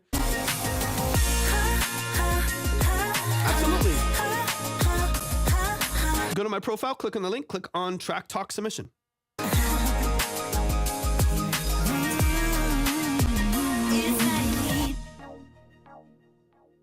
Okay, give me 2 seconds. We're gonna go back to the other one just for a second. So I think that covers that one. I just wanna listen for structure on this one really fast. This is the second song they sent in. We're gonna go pretty quick through this one because we already listened to it. And then we'll move on to Snow Pain. Snow Pain, make sure you're in the chat. Make sure you're in the chat just so I know you're here.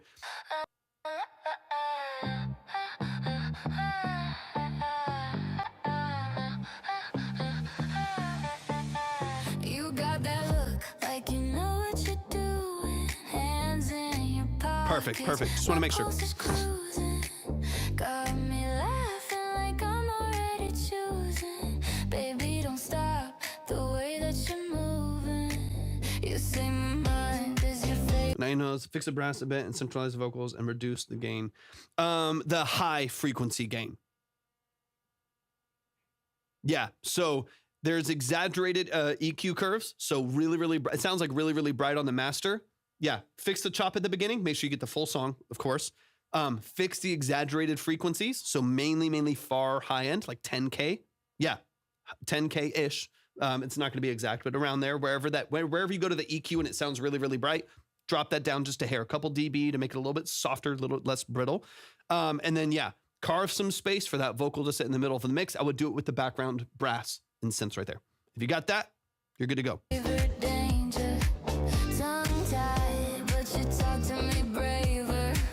I taste the thrill sitting right on the edge. Pull me in closer, I'll push you instead. I like the way you take your time, acting like you're reading signs. Say my name like it's a crime. Guess we're doing time tonight. Got you hooked like a sweet confession. I'm your favorite bad obsession. Wear my lipstick like a lesson. Come and test your first impression. Oh, you want a deeper dive? Touch the spark and feel alive. Cross the line, I won't survive, but baby, that's my love language. You trace my life like this. Yeah, so for this one, I know we're mainly talking structure and lyrics and stuff. So that's what I'm kind of listening for here. I'm letting it play a little bit more because I'm not going to really touch the mix on this one. You trace life, cross the line, I won't survive, but baby, that's my love language. Okay, so I'm going to back it up here. Just some ideas for you.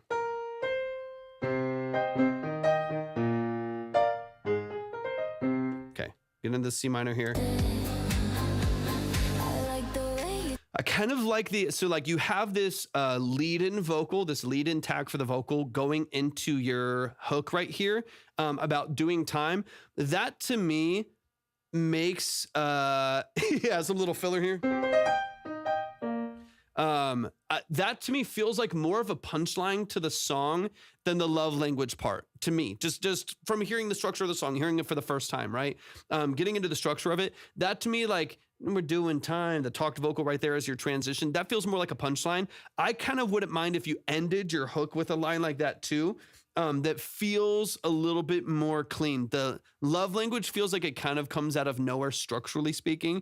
And you have to fill out like one more syllable one or two more syllables at the end there too. I'm gonna hear this vocal transitioning in. I think you could rhyme and do something about doing time at the end of the hook as well.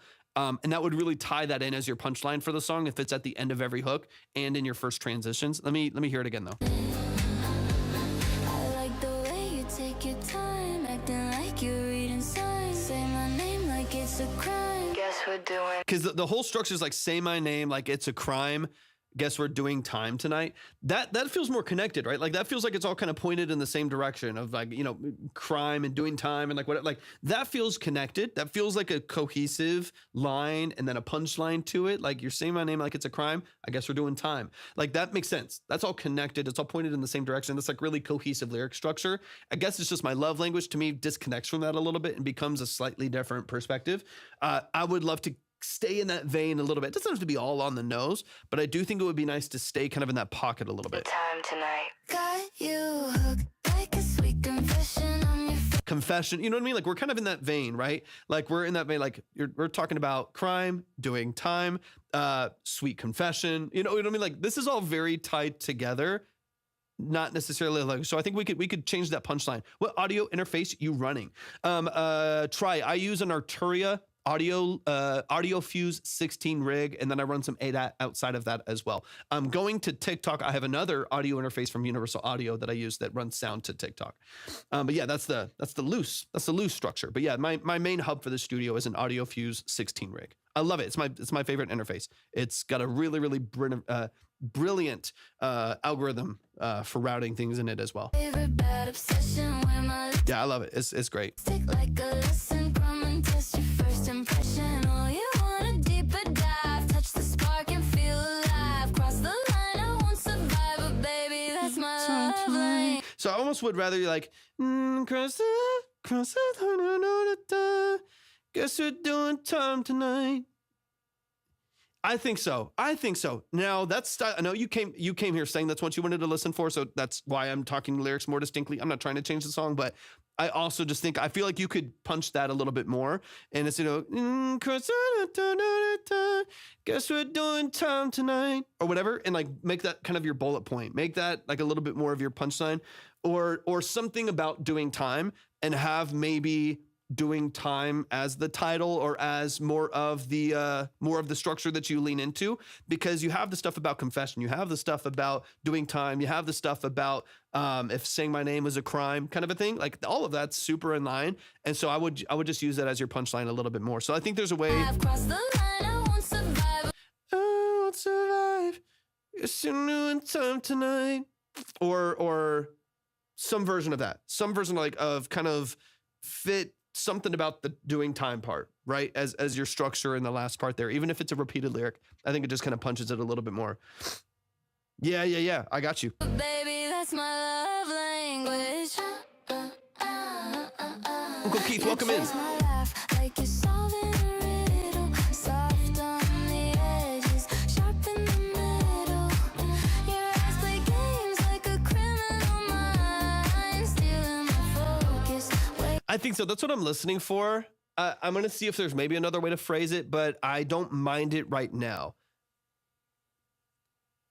Why you kind of sound like Charlie Puth? I think it's because the song sounds like Charlie Puth. I don't know. Do I sound like Charlie Puth? I don't think I sound like it, but it might just because of the beat. It might be because of the beat. Lock you up in my love language. Yeah. Right. Like something like that. Cause I think right now the love language is just separate. Right. But if you can tie it in, then it might be fine. If you can tie it in, it might be fine, or you need to shift. That's kind of my perspective.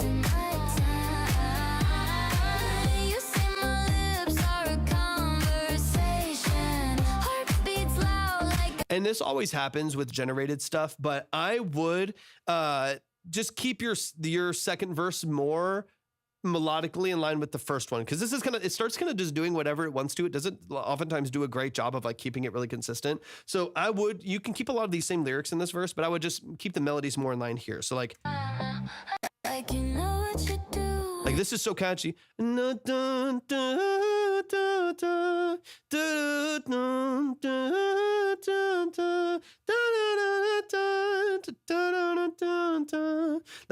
That is so catchy, right? That's what was written right there that feels so engaging and so catchy. But when you get back over here, you lose that. You trace my laugh like you're solving a riddle. There's a little bit of it, but then it slowly starts to fly away, right? Like it kind of started, but then it kind of leaves from there. And so if you can just keep it really locked in.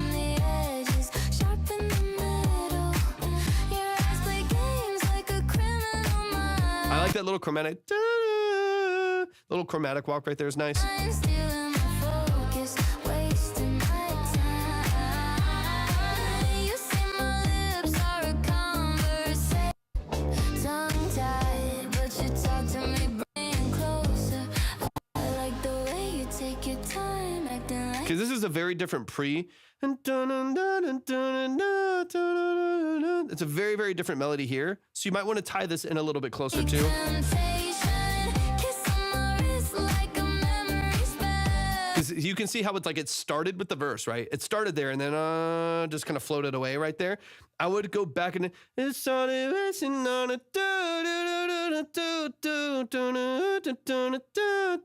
and then go back into the last little line right there. So you can use the same lyrics, but I can tell how it's just like it started doing its own thing.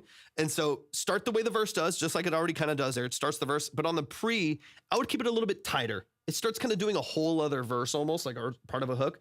I would like tighten that up. You might need to cut and rearrange some lyrics right there because it kind of does its own thing. Tighten that up, get a little bit more distinct with it. Even if you need to shorten and rephrase some of those lyrics and have a more, even if the beat's still in there, have a more similar pre-hook with the same lead into the hook again. That's what I would do. We ain't in love, but it sure feels like hell. I like the way you say my name. So then it does go into the hook there. So yeah, it just has like an extra part of the verse. I would typically have the same, if not shorter of a verse second time around. Just because, what's up, Jeff? Welcome in. Just because you already have established melody for your hooks and stuff like that, you don't need a lot of extra space. I would not do this like higher portion here. Our conversation, heart beats loud like a Yeah, because that already sounds like a pre, which is why I thought it was a pre, but then it did a pre.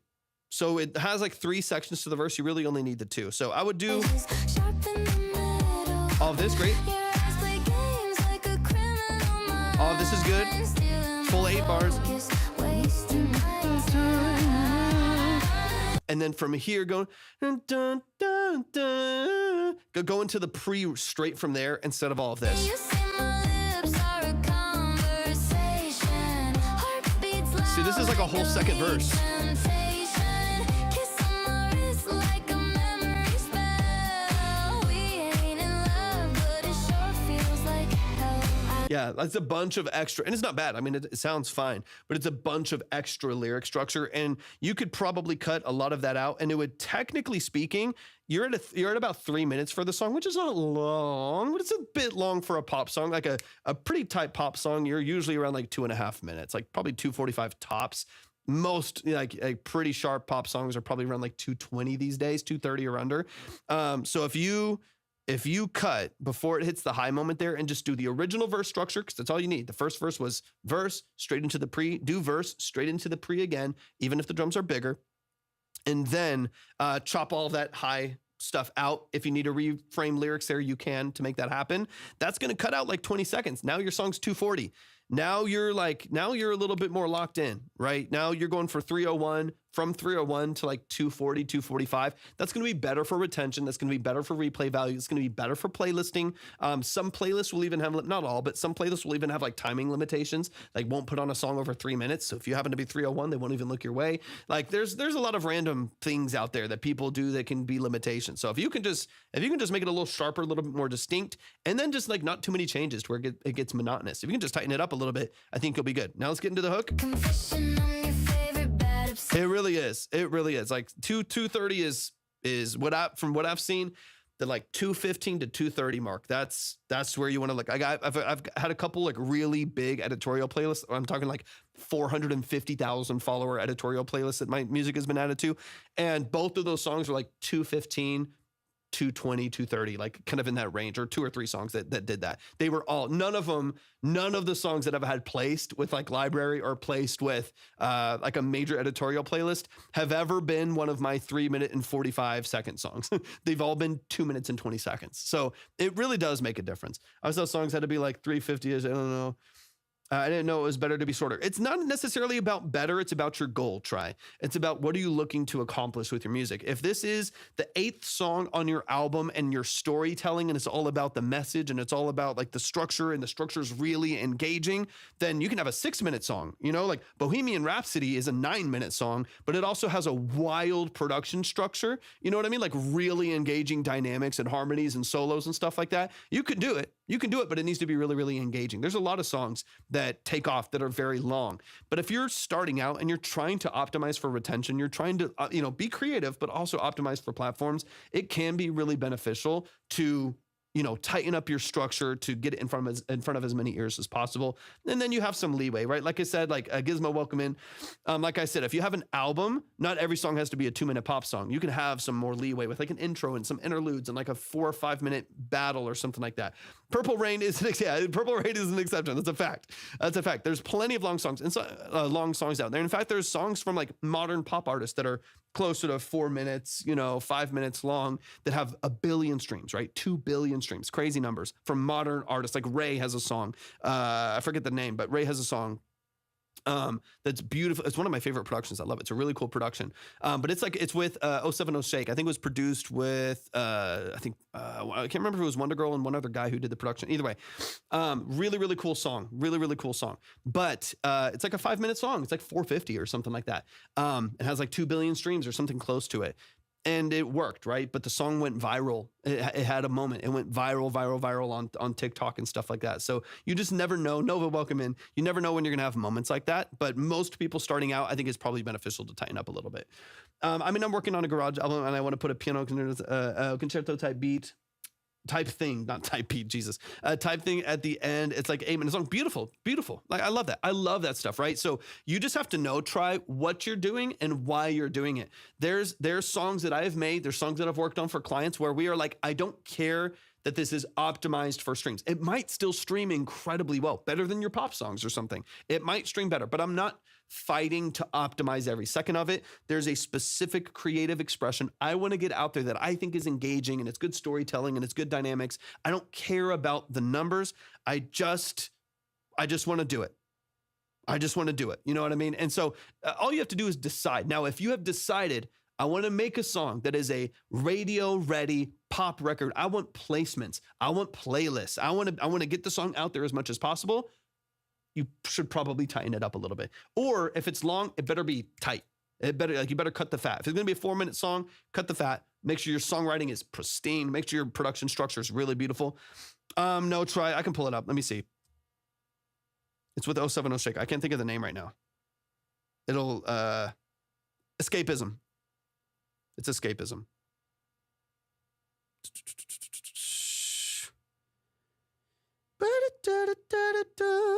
And it's got, how many streams does it have? 1.1, almost 1.2 billion. And it's 4.5 minutes. Escapism is the name of the song. It's a great song. Escapism by Ray and 070 Shake. It's a beautiful song. It's really, really well done. The production is killer. Mix is gorgeous on that song. It's really, really well done. But it's a 4.5 minute song, but it was supported by viral content too. Yeah, dude, it's a great song. We have a song we're working on at the minute and we're struggling to hear what's off on the mix. Dude, I'd love to help you out if I can. I would absolutely love to help you out if I can. Yeah, if you want to send it in, I would encourage you to check the line really quick on either the purple or red app, YT or T, to see the order and stuff like that, to see where people are at. But I'd love to listen to what you got. I'll be on for like maybe another hour and a half. I'm not going to be on for very much longer. But those things, Marlito, I think those things to me are the things that you could like polish and tighten up, and then you'll be good to go. But y'all please show some love. Show some love. I got to keep it moving. I'm taking too long. But y'all show some love. That is Love Language and Night Drive. You're crazy talented, man. I love your production structure, but I think we can tighten up structure and then balancing on the mix on the other one as well. Before it hits mastering, you'll be good to go. Anytime, Marlito. I appreciate you so much. All right, let's keep it going. We got Snow Pain in the building. All right, let me just make sure all of this is updated. Give me one moment. Okay, give me 1 sec. Let me see. Because sometimes I'm not getting notifications for some reason.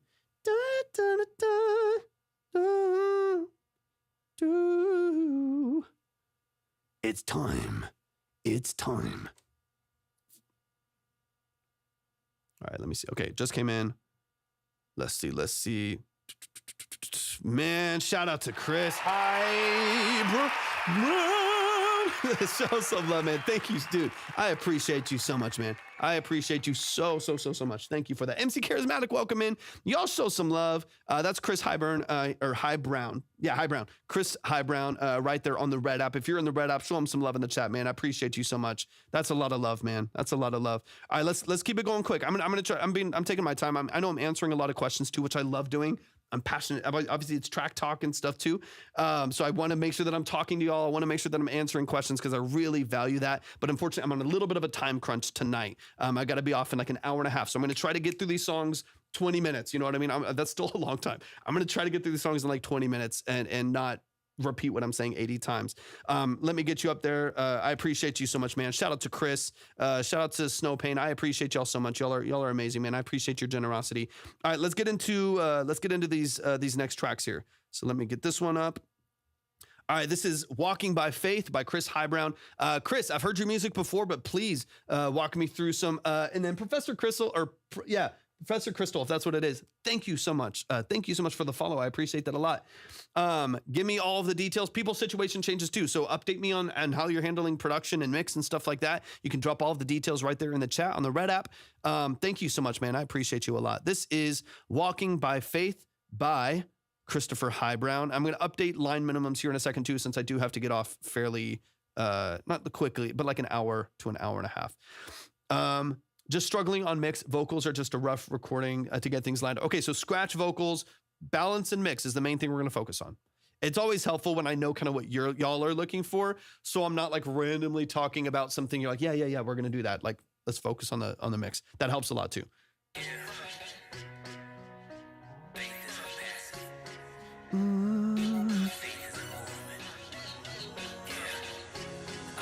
They hit the skip. You're right after this one. I'm going to be closing up the line soon, so nobody else will be coming in.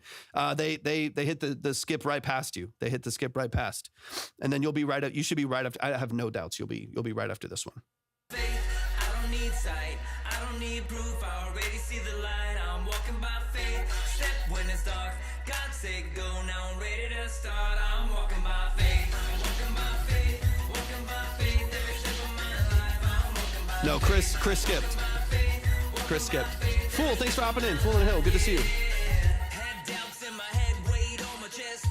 Prayed through the nights when I couldn't rest. Old doors shut, yeah, I felt real pressed, but God still spoke when I wasn't my best. Didn't grow up rich, didn't grow up safe. Had to learn trust, had to learn faith. When the lights I'm gonna try to move at a better pace too. I've been talking a lot. Son, just step, don't wait. I'm walking by faith. I don't need sight, I don't need proof. I already see the line. I'm walking by faith. Step when it's dark. God said go, now I'm ready to start. I ain't chasing money, I ain't chasing fame. I'm chasing my Vocals are you, just did them fast. So these are scratched, these are probably gonna be replaced, most likely. Faith ain't a feeling, it's a walk I take. They move by sight, I move by word. I trust what he said, not what I heard. Even when I fall, I rise in grace. I don't just talk faith, I walk that way. Step by step, breath by Who produced it? even when I can't see what's next. He got me, yeah, he led me, yeah. I'm never walking alone. Nice.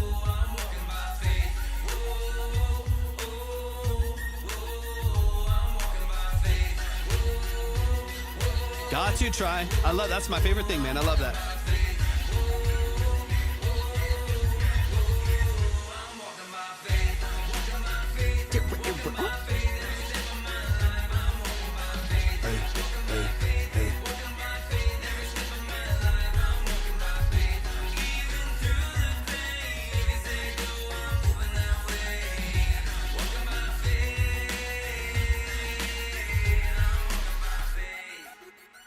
Let's go. Y'all show some love. We're going to get straight into it. Y'all, please show some love. That is Chris Highbrown. Let's dive straight into the structure. It's Walking by Faith. I'm going to try to move at a quicker pace so I can get through y'all's music at a early on in the stream. I tend to just be like talking. I'm trying to answer a lot of questions and stuff. So I'm going to try to be a little bit more concise now that we have y'all where we are. And I want to make sure that I get to as much of y'all's music as possible. So let's get straight into it. Chris Highbrown. You have some really good structure here and some really good consistent production. I think, Mark Hill, thank you so much for the follow. I appreciate that a lot.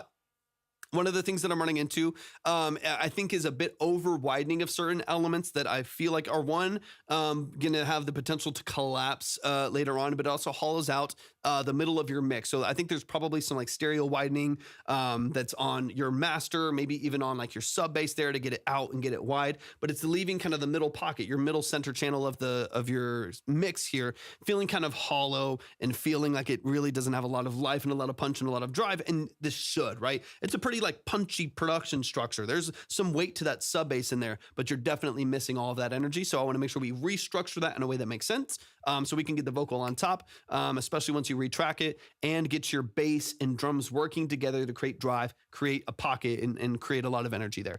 Because I think, to me, that's one of the main things that I'm listening. You got some cool pianos and synths and stuff like that, but I think that's where most of your attention needs to go. How do you see the cue? Go to my profile, and then you can click on, you have to kind of use your imagination because TikTok's a little tricky, but the purple or the red app, the red app being YT and the purple app being T, the other platforms that we're live streaming on.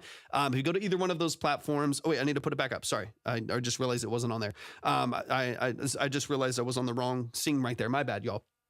There's the lineup. I just realized because I can't see it on my screen sometimes. The list is now up, but if you go to either one of those platforms, you'll see the line. I didn't realize I was on the wrong little stream deck thing here. Okay, let's run it from the top. We're gonna move at a good pace. Sounds good. Sounds good. Beautiful. I appreciate it. If I don't want to stay Friday, if I don't get to it tonight after I get off, because I'm gonna have a pretty busy night even after I get off the stream. If I don't get to it tonight, I'll try to get it get to you tomorrow. Mark Hill, thank you for the message, man. I appreciate it. I'm walking by faith, I don't need sight. Okay, here's what we're gonna do. We're gonna switch over to the DAW. So the line is not up right now, just so y'all know. If you need it, please let me know. But I'm gonna switch over to the DAW because I do want to drop this track into the DAW just really briefly and talk about just a few things. So I'm going to drop this on there. Should have the download. Beautiful. We're going to drop it on here, and I do want to show a couple things. So I think part of what you're running into is a bit of exaggeration in the processing. Sometimes when you over-exaggerate processing, it gives you issues. It's like too much of a good thing can be a bad thing. It's like you want wide, right? But if you start going too wide, you might get some phase issues, some correlation issues. Things start to get kind of hollow and weird sounding. You get some like weird rubbing. Same thing with like, EQ. If you're trying to get it like boomy and bright, but if you like go too far, then the middle of the mix feels like it's like lifeless and kind of hollow. And you just have this like boomy, muddy low end and this really bright, kind of brittle high end, and then you're missing all this energy in the middle. So this is what Pro Tools looks like. Yes, this is what Pro Tools look like. Pro Tools looks like. There's a mixer interface right there, and you can switch back here. It's really great. It makes it really easy. You can switch between like MIDI editing, clip effects, and Melodyne and stuff really easily on here. I like it a lot. Okay, so let's get into it. So we've dropped it in here. We're gonna analyze this a bit. So let me just let me boost this here really quick, and then we'll dive in. So I'm gonna do a couple things on here really quickly, just to kind of show us a little bit of what's going on. What am I doing? What are we doing here? Fab filter. All right, let's start in here. Let's start in here, and we'll dive into a couple things. But let me. You can if you go to you can on TikTok, but you can on my other live stream platforms. So if you go to my link tree and click on the red app, if you use your imagination, YT, the red app, you can see the screen over there. But it's only on those other platforms, not on TikTok. All right. Let me make sure that I've got this solo. Unmaster it for a second. Let's get it back under control.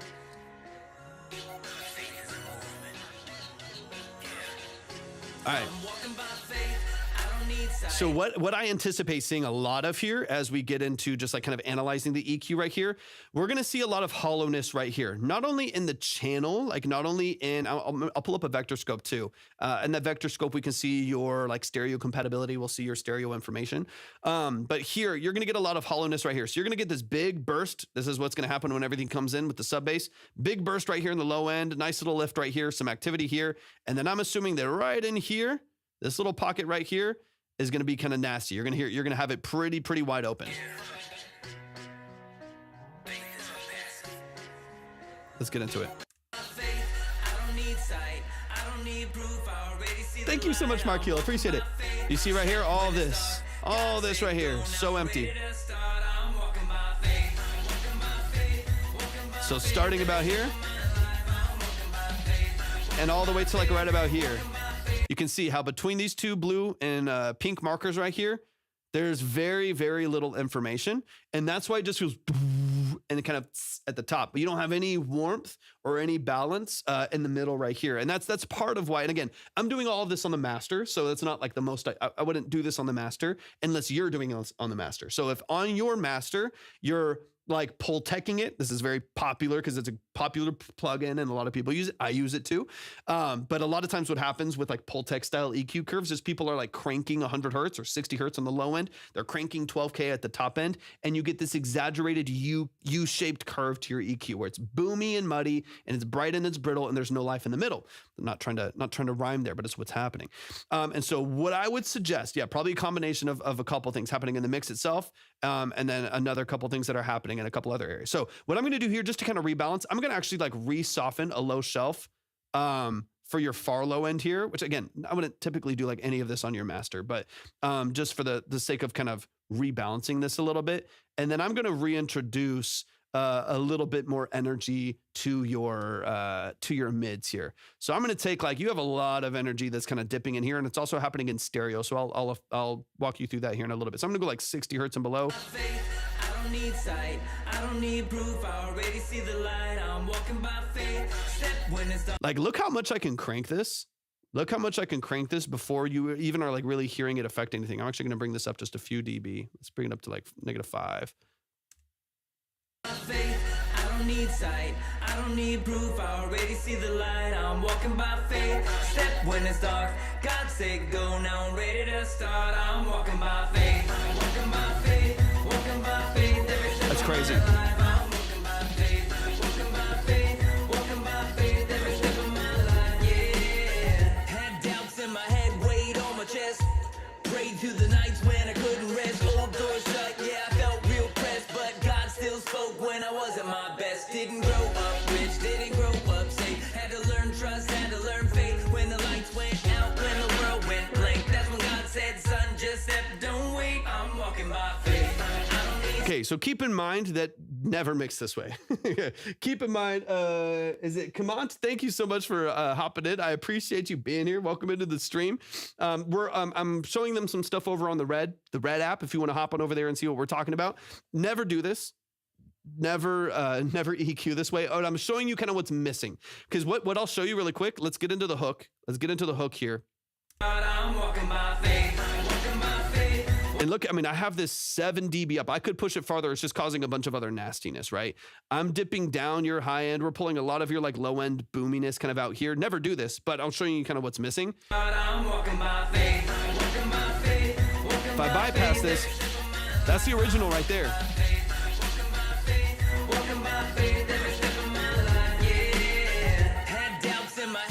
Original.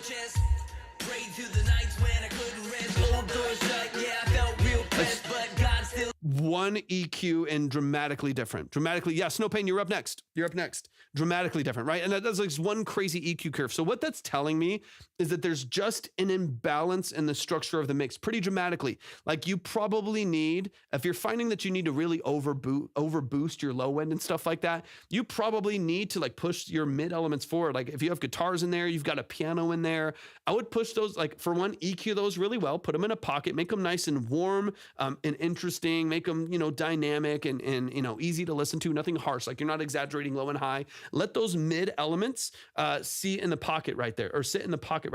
Is Nova still can't say the Q anywhere? Time to city mine. Nova, I can't. Sorry, I had to switch over to Pro Tools so I could see it. There's the Q. There's the Q. There's the Q. That's where we're currently at. So right now, yeah, we got Snow Pain, and then you could potentially be after that. I only have time for maybe like 2 more, maybe 2 more. I think, yeah, probably about 2 more. But that's the line right there. Yeah, of course. All right, let's get back to it. So you can hear how dramatic of a change that is. And then the other thing. So I'm gonna follow this up here. And again, don't do what I'm doing, but we're using it kind of to analyze, and that to me is the most important part of this. We're gonna throw ozone on here, and I could do some mid-side stuff there on there, but I'm gonna kind of show it from here. All right, so we're gonna take this off. And we're just going to use the imager right here just to show a couple things. I'm walking by faith. I'm walking by faith. Walking by faith. Every step of my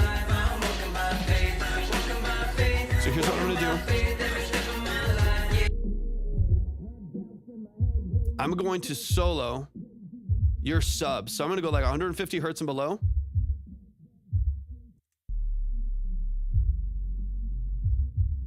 See all of that activity there? Let's go a little bit higher. Now, I don't mind that. I don't mind some stereo information, but you can see that there's like a lot of activity in this stereo field in your far sub, right? In your far sub. What you might want to do is I'm kind of assuming, again, I'm making some assumptions about your project without seeing it like directly in front of me, right? I'm going to make some assumptions about your project that you probably have not only those dramatic, more exaggerated EQ curves, but you also probably have some widening going on, maybe on the master, maybe on your buses. Like sometimes people just like take this knob and we'll crank it up and make the mix super, super wide. But that can create some like phase issues. It can make like, if you just push the full frequency spectrum outside and you just open this whole thing up and change timing, then you're going to create like a really hollow mix in the middle. You need some elements to just ground, right? You need kick and snare and sub to hit you in the chest, right? And be really, really solid in the middle of the mix. So what you might want to do is if you do on both, that makes sense. On your sub, I wouldn't use a widener at all. If you want your sub to open up a little bit, literally just add a chorus. Just add like a Studio D chorus on mode 1, or just a really simple, really, really slow modulation, like really light mix on a modulation chorus on that, on your sub bass, and split the signal and give it some beating, give it some frequency rub. That'll make your bass sound huge. It'll make it sound massive. I do that for like even like Moog style synths, like with the stuff behind me, or subs. A simple chorus mixed in lightly, like 10%, 20%, can make a bass sound massive without having to then push it out and create phase issues and hollowness and stuff like that. I still want that bass to hit me in the chest. I still want it to be powerful. I still want it to be really, really dynamic. So for one, I wouldn't widen a sub bass at all. If you have like a brighter synth bass over the top, like a Moog or a Juno or whatever it may be, you have something a little more plucky and brighter and brassier over the top, that can probably be a little bit wider. You can do some mid-side processing. You can have a chorus on there that pushes it wider, or even a widener if you feel like it really actually needs it, not just to have it on there, but if it really feels like it just needs to be wider in the mix, you can. But I would keep like sub, I would keep it a little bit more mono. So like in this case here, if I solo all of this here, you don't need to go all the way this far, right? But I'm gonna basically increase the mono concentration of your sub. So let's take this all the way down to here. So 150 hertz. Let's go even lower. There's all that sub. Let's go like 130 and below. 130 below is where I start to really feel that. I'm gonna take it from here. See all that activity? All that crazy, craziness going on there. I'm just gonna concentrate it a little bit, just for the sake of kind of showing that it makes sense. Yep, just concentrating it a little bit, so you can see right here, it's a little bit closer to center. It's not nearly as broad in your subharmonics. They're not hitting the stereo channel too much. And then if you need to like lift this here, we can solo this channel. This one we can go crazy with a little bit. You can open it up just slightly, like 10. That's when God said, son, just step, don't wait. I'm walking by faith.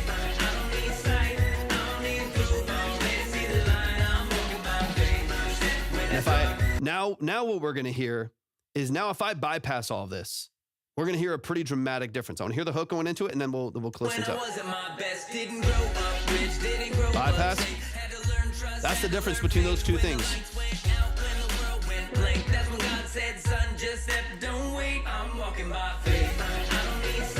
Original.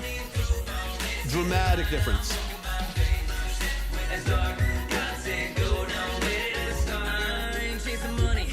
Chasing fame, I'm chasing my purpose, I'm chasing his name. And my recommendation, I'm gonna move back to the line. My recommendation always is to fix at the source. So I'm showing you what's happening, not necessarily with the actual fixes, right? So that's what's happening. You have some like compatibility issues. You have like a bass that's too wide. You have a bunch of loud additional elements on the outside. You have some EQ curve issues that are a little bit over dramatized, right? They're a little exaggerated. I think if you can rebalance all of that, you're gonna be in a good space already. But I would always recommend that you start at the source, right? So if there's any timing issues with the vocal, if there's performance issues, proximity issues, fix that at the source, retrack. If the bass is too boomy, bring it down in the mix, cut out like 30 hertz and below. Like sometimes the sub works really, really well by tightening it up a little bit, compressing it lightly with like an LA2A, give it like 5 dB of control. And then after that, cut like 30 hertz and below, so you take out some of the low rumble that's really not benefiting the mix, and just use the fader. Like actually mix it. Don't mix it with EQ, like mix it with a level as well. Like make sure that if it's loud enough, it's loud enough, but you're not like artificially inflating the low end, you know, to an extent that makes it feel out of control, right? So I would get back, honestly, what I'm hearing happen in this right here are fixes happening in the master when those fixes need to happen in the mix. Hey, sounds beautiful, Try. I appreciate you so much. Have an amazing, amazing rest of your day, and Happy New Year to you as well.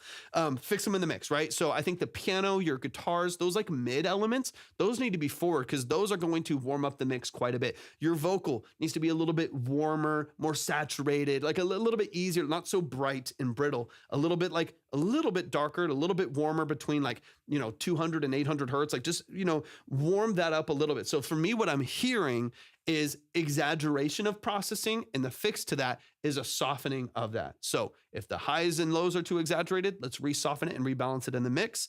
Kept losing low end before. Yeah, and so it really just comes down to making sure that the elements that you want in the mix are just like loud or quiet enough, right? The other thing is like adding layering. So if the sub bass isn't enough because it's too low, so sometimes this happens too, the sub bass is too low of a register. So it's like you hit the low note and you barely hear it. So you feel like you need to crank the sub harmonics in order to like hear it in the mix. When the fix is probably just to like add another synth bass over the top of it, carve out all of the low end underneath like 180 hertz or something like that, and mix them in over the top of each other so you can like hear the synth at the top and feel the sub bass underneath it and have them work in tandem. And then you don't need anything boosted that much, right? So I think it comes down to again, sound design choice as well, how you mix and stuff like that. Because I think what's probably happening is all you have is that sub bass, and you're trying to get that sub bass to fill frequencies that aren't even a part of it. That's like sine wave that's at the bottom of the mix, right? And so you're pushing it forward quite a bit in order to really, really feel it, when all you might need to do is just add like a synth over the top of it to connect them, instead of inflating the low end so much, because the low end's heavy. In your headphones or in like a smaller studio or something like that, you won't feel it as much. As soon as that hits a sound bar in someone's home with a sub, or as soon as that hits like a Bose sound system and a Infinity, that bass is it's going to go crazy. It's so prominent and it's so inflated at the low end. So that's all just, it's a great song structure. Like you have a catchy hook, very, very catchy hook. I like that. Some good layering and stuff, but soften some of the exaggerations. That way you can like kind of bring the song back to life, and it doesn't feel so like surgically carved where like all these mids are carved out, the middle of the mix is pushed wide, inflated over here. If you can like restructure that lightly even, I think you'll be so much better off. Let me get into the last little part here, man. Those curves alone are going to make up, and then potentially adding a synth if you need it, right? Like adding or taking away certain things that are making it muddy or that are making it too weak. If you can retarget some of those things, you'll be in a good spot.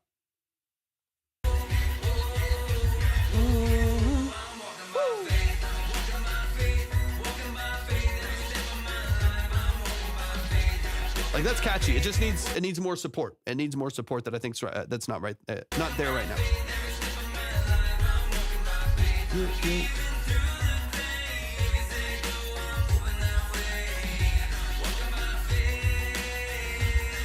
Same thing. I hear the piano all the way out here. You can just bring it doesn't have to be so wide. You can bring it a little bit under control. One of the things I talk about all the time, and a lot of engineers do, is you need contrast, right? So if everything's wide, nothing's wide. If everything's loud, nothing's wide. If everything's bright, nothing's bright. Like you need contrast for you to be able to comprehend what's going on in the structure of the mix. So I would definitely make sure that if you have everything pushed to the outside, especially on the master as well, make sure there's some contrast. Make sure there's some stuff right in the middle, some stuff just outside of it. Maybe a layer at 40%. Maybe you take one of your strings and you pan it only to one side at 60%, balance it out with the piano on the other side, and then have another wide stack of synths that's at 70%, and then doubles of your vocals at 100% out here. Like play around with like filling out your spectrum and your stereo field, rather than things just being here or 100% wide all the time. And if you have more balance there, it'll sound way more alive. Y'all show some love. That is Chris Highbrown. Chris, thank you for your generosity, man. Thank you so much for the support. Thank you so much for just the vulnerability of sending in a song. It means so much to me that you decide to do that, man. It really, really does mean a lot. So thank you so much for sending this in, man. All love from this end, man. I appreciate you a lot. Please let me know if you need anything else as well. Okay, let me go ahead and start pulling up this next track. We got Snow Pain in the building. Snow Pain, hop in the chat. Hop in the chat. Let me know that you're here. I know you've been waiting. What do I need to send for you to go over one of my mixes? Just go to the description for the live stream. Dude, absolutely. Go to the description for the live stream and click on Track Talk Submission, and then just read through and follow the steps right there. You'll see a link. Right underneath here. And I might have time. In fact, I might need to close it after this one. So let me see. Let me double check something real quick before you send in. I might need to save it for another day because I do need to get off in just a little bit.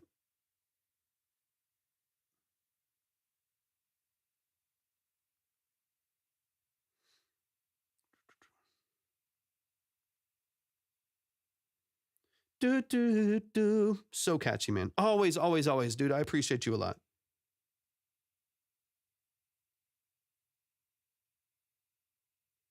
Let me see. Give me one moment. Let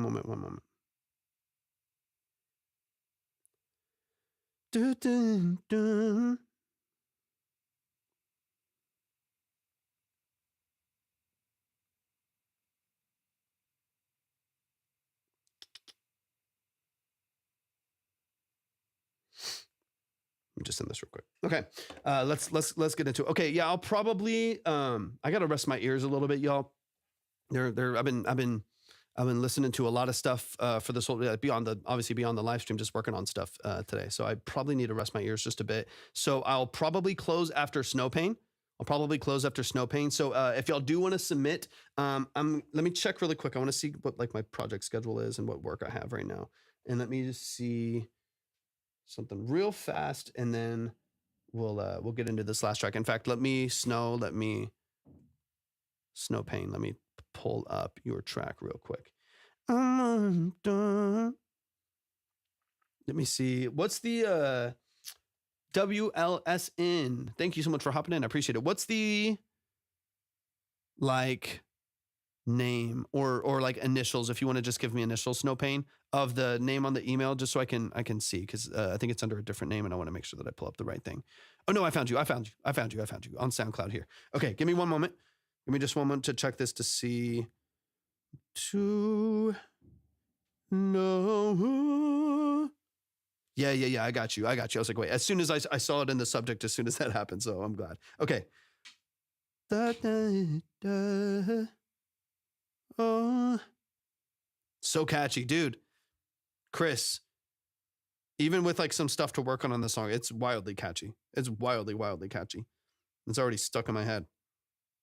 Hunky's in the building. What's up, Hunky? Welcome, man. Welcome into the stream. Appreciate you being here. Okay. Yeah. I might be able to get on live tomorrow. I'm not positive. I don't think I'll be able to get on live on Sunday. I might be able to. I have some stuff I need to do earlier tomorrow. Some work I have to get done earlier tomorrow. I might be able to go live again tomorrow afternoon. So I'll keep y'all updated. I'll let y'all know. So just make sure you're followed, subscribed, all that stuff. And then you'll see whenever I'm on. But I'll probably hold the last, I don't think a mic or 24 Leak is in here. So yeah, I'm going to close it out with Snow Pain. What days and times are you on? It's kind of random at this point because I just do it in between. I just do this in between my work on sessions and stuff like that. So if I'm, it just depends on when a mix is done, when I'm able to send out a project or a session, or if I get hired for tracking. I kind of just mix it in between. I will say it's typically like early to mid afternoon during the week, randomly on the weekends. So like if I get on tomorrow, it'll be like tomorrow night, like at 5 or 6 or something like that. If I do.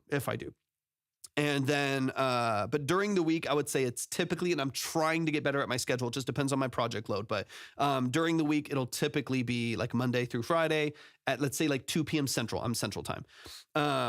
So like 2 p.m. Central till 6 or 7, something like that is usually what I would do.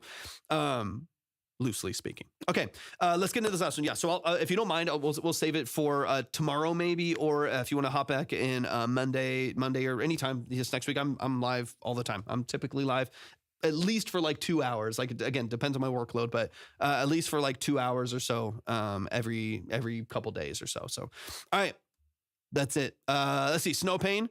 So give me all the details, Snow Pain. It is your time to shine, Snow Pain. I appreciate you so much. Also appreciate your generosity so much. Thank you for sending in this track as well. You gave me some details when you were over on the talk. Give me all of the details over here on this app as well. Give me, talk me through what you're doing, the structure of what you're doing. Like I said earlier, like, what do you want to get out of this? How can I best support you? How can I best, encourage you and give you tools and stuff like that? Whatever you're looking to accomplish here, let me know how I can support it. And let's get into it. This is Snow Pain so Snow Pain is the name. Well, hold on. Let me see. Oh yeah, so Snow Pain, and then let me know which song, because I think it just went straight to the artist page.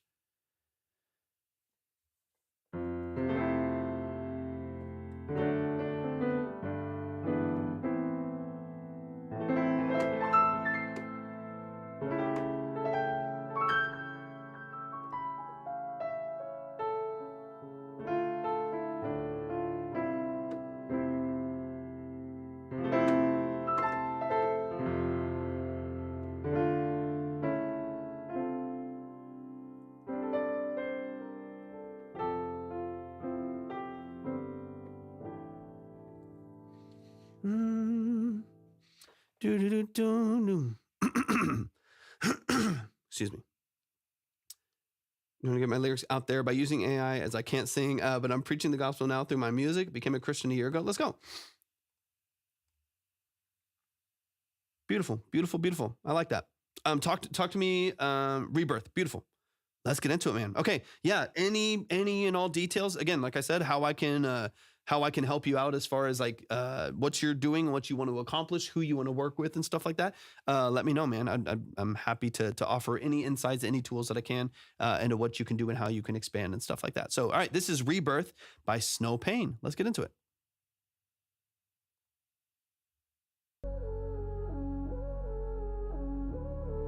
And this is the whole thing's generated, right? Even the production. Is it $15? Right now I have to close it up, Mark. I don't know if you heard earlier, because sometimes it cuts out and stuff, but it is typically 10 to get on. Typically 10 starts and then people skip to go faster.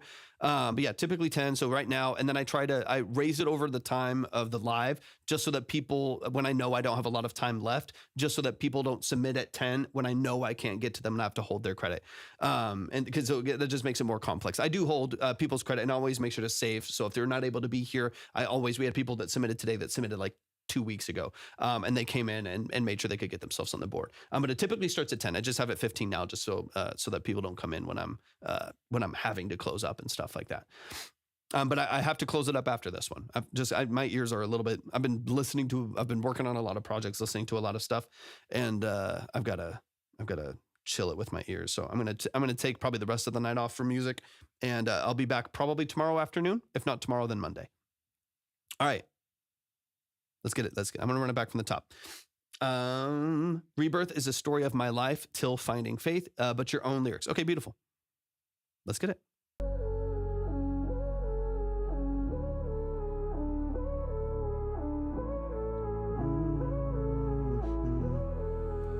I spent so long feeling lost. I was stuck in the past, always looking back. Hey, thank you so much, Michael. I appreciate you a lot.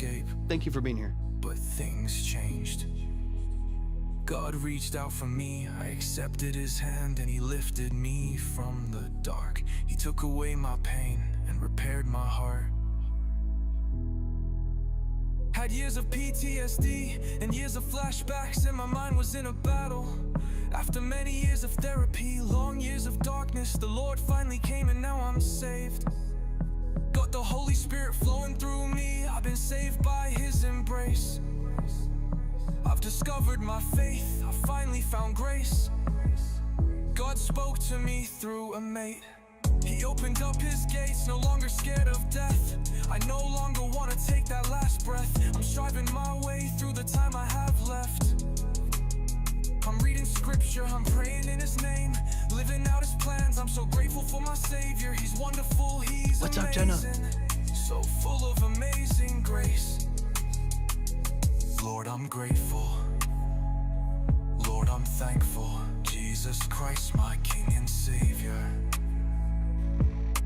Rescued me from temptation, rescued me from Satan. I was baptized in your name, now I'm born again. He's the true king, Dr. he's the Markeel. saint, marching my way I'm gonna save you. I'm gonna save you to my list. The world will be made new, it will be a recreation. This is God's plan, this is his revelation. He will return, everything will be made anew. Jesus has paid for my sins. I got you he's safe made with the me 10. brand Thank you so new. much, man. He's rescued me, and he can rescue you too. Spending all my days reading his word, I see the truth, I open my eyes, no longer fooled by the devil's lies.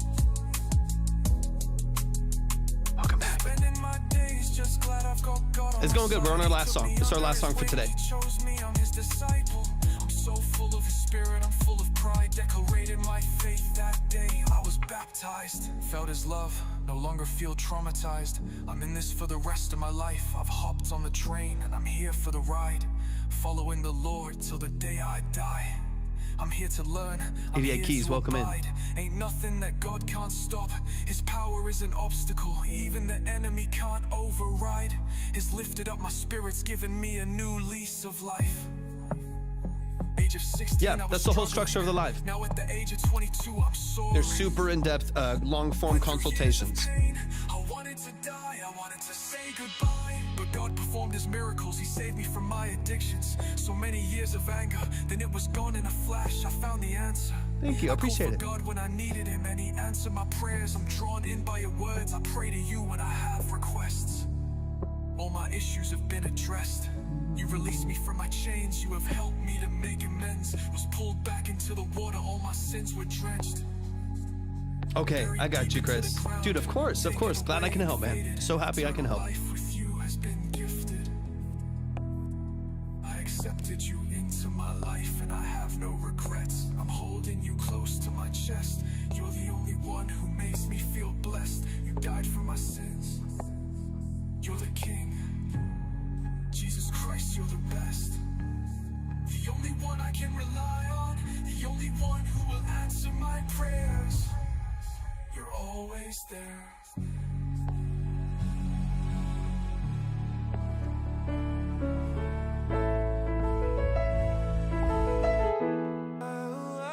All right, cool. Y'all, show us some love. Snow Pain. That is Snow Pain. Over right now, they're over on the Red app. They're over on the Red app right now, but they've been over on TikTok as well. Shout out to Snow Pain. I appreciate, man, just your vulnerability and sending in this music, man. I appreciate. I don't take that lightly. I know sending in music, no matter the source of it, as it can be a kind of a scary and a vulnerable thing. You never know what's going to happen. You never know what people are going to do when they hear your music. So, man, I appreciate your vulnerability in sending this in. I want to break it down. Let's get into, obviously, largely, I know that everything here is generated outside of lyric structure. So I want to mainly focus on structure and lyrics and how we can mold what's here, even with what you're doing, in order to have it be more consistent, more polished, and a little bit more palatable. So those are some of the things I want to work on here. But that is Rebirth by Snow Pain. Let's get into it. Let's get into the details. And Markeel, and just in case you didn't hear me, I did get your 10, and I got you saved to I got a detailed list of everyone's credit who if they leave or they fall asleep or something, I always save their credit, so I don't listen to anybody's song if you're not here. I always wait for you to be here. So I got your credit saved, and you're good to go for the next time you're able to hop in. Literally, just let me know that you're here. I'll throw you straight back up on the board, and you'll be ready to go. Of course, Snow Pain. Of course. Let's get into it. Let's run it from the top. Oops. Stuck in the dive. Why is it not?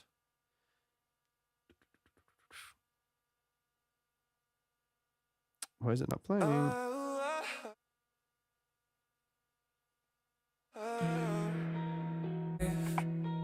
The Savior, the Lord himself came Wait, hold on.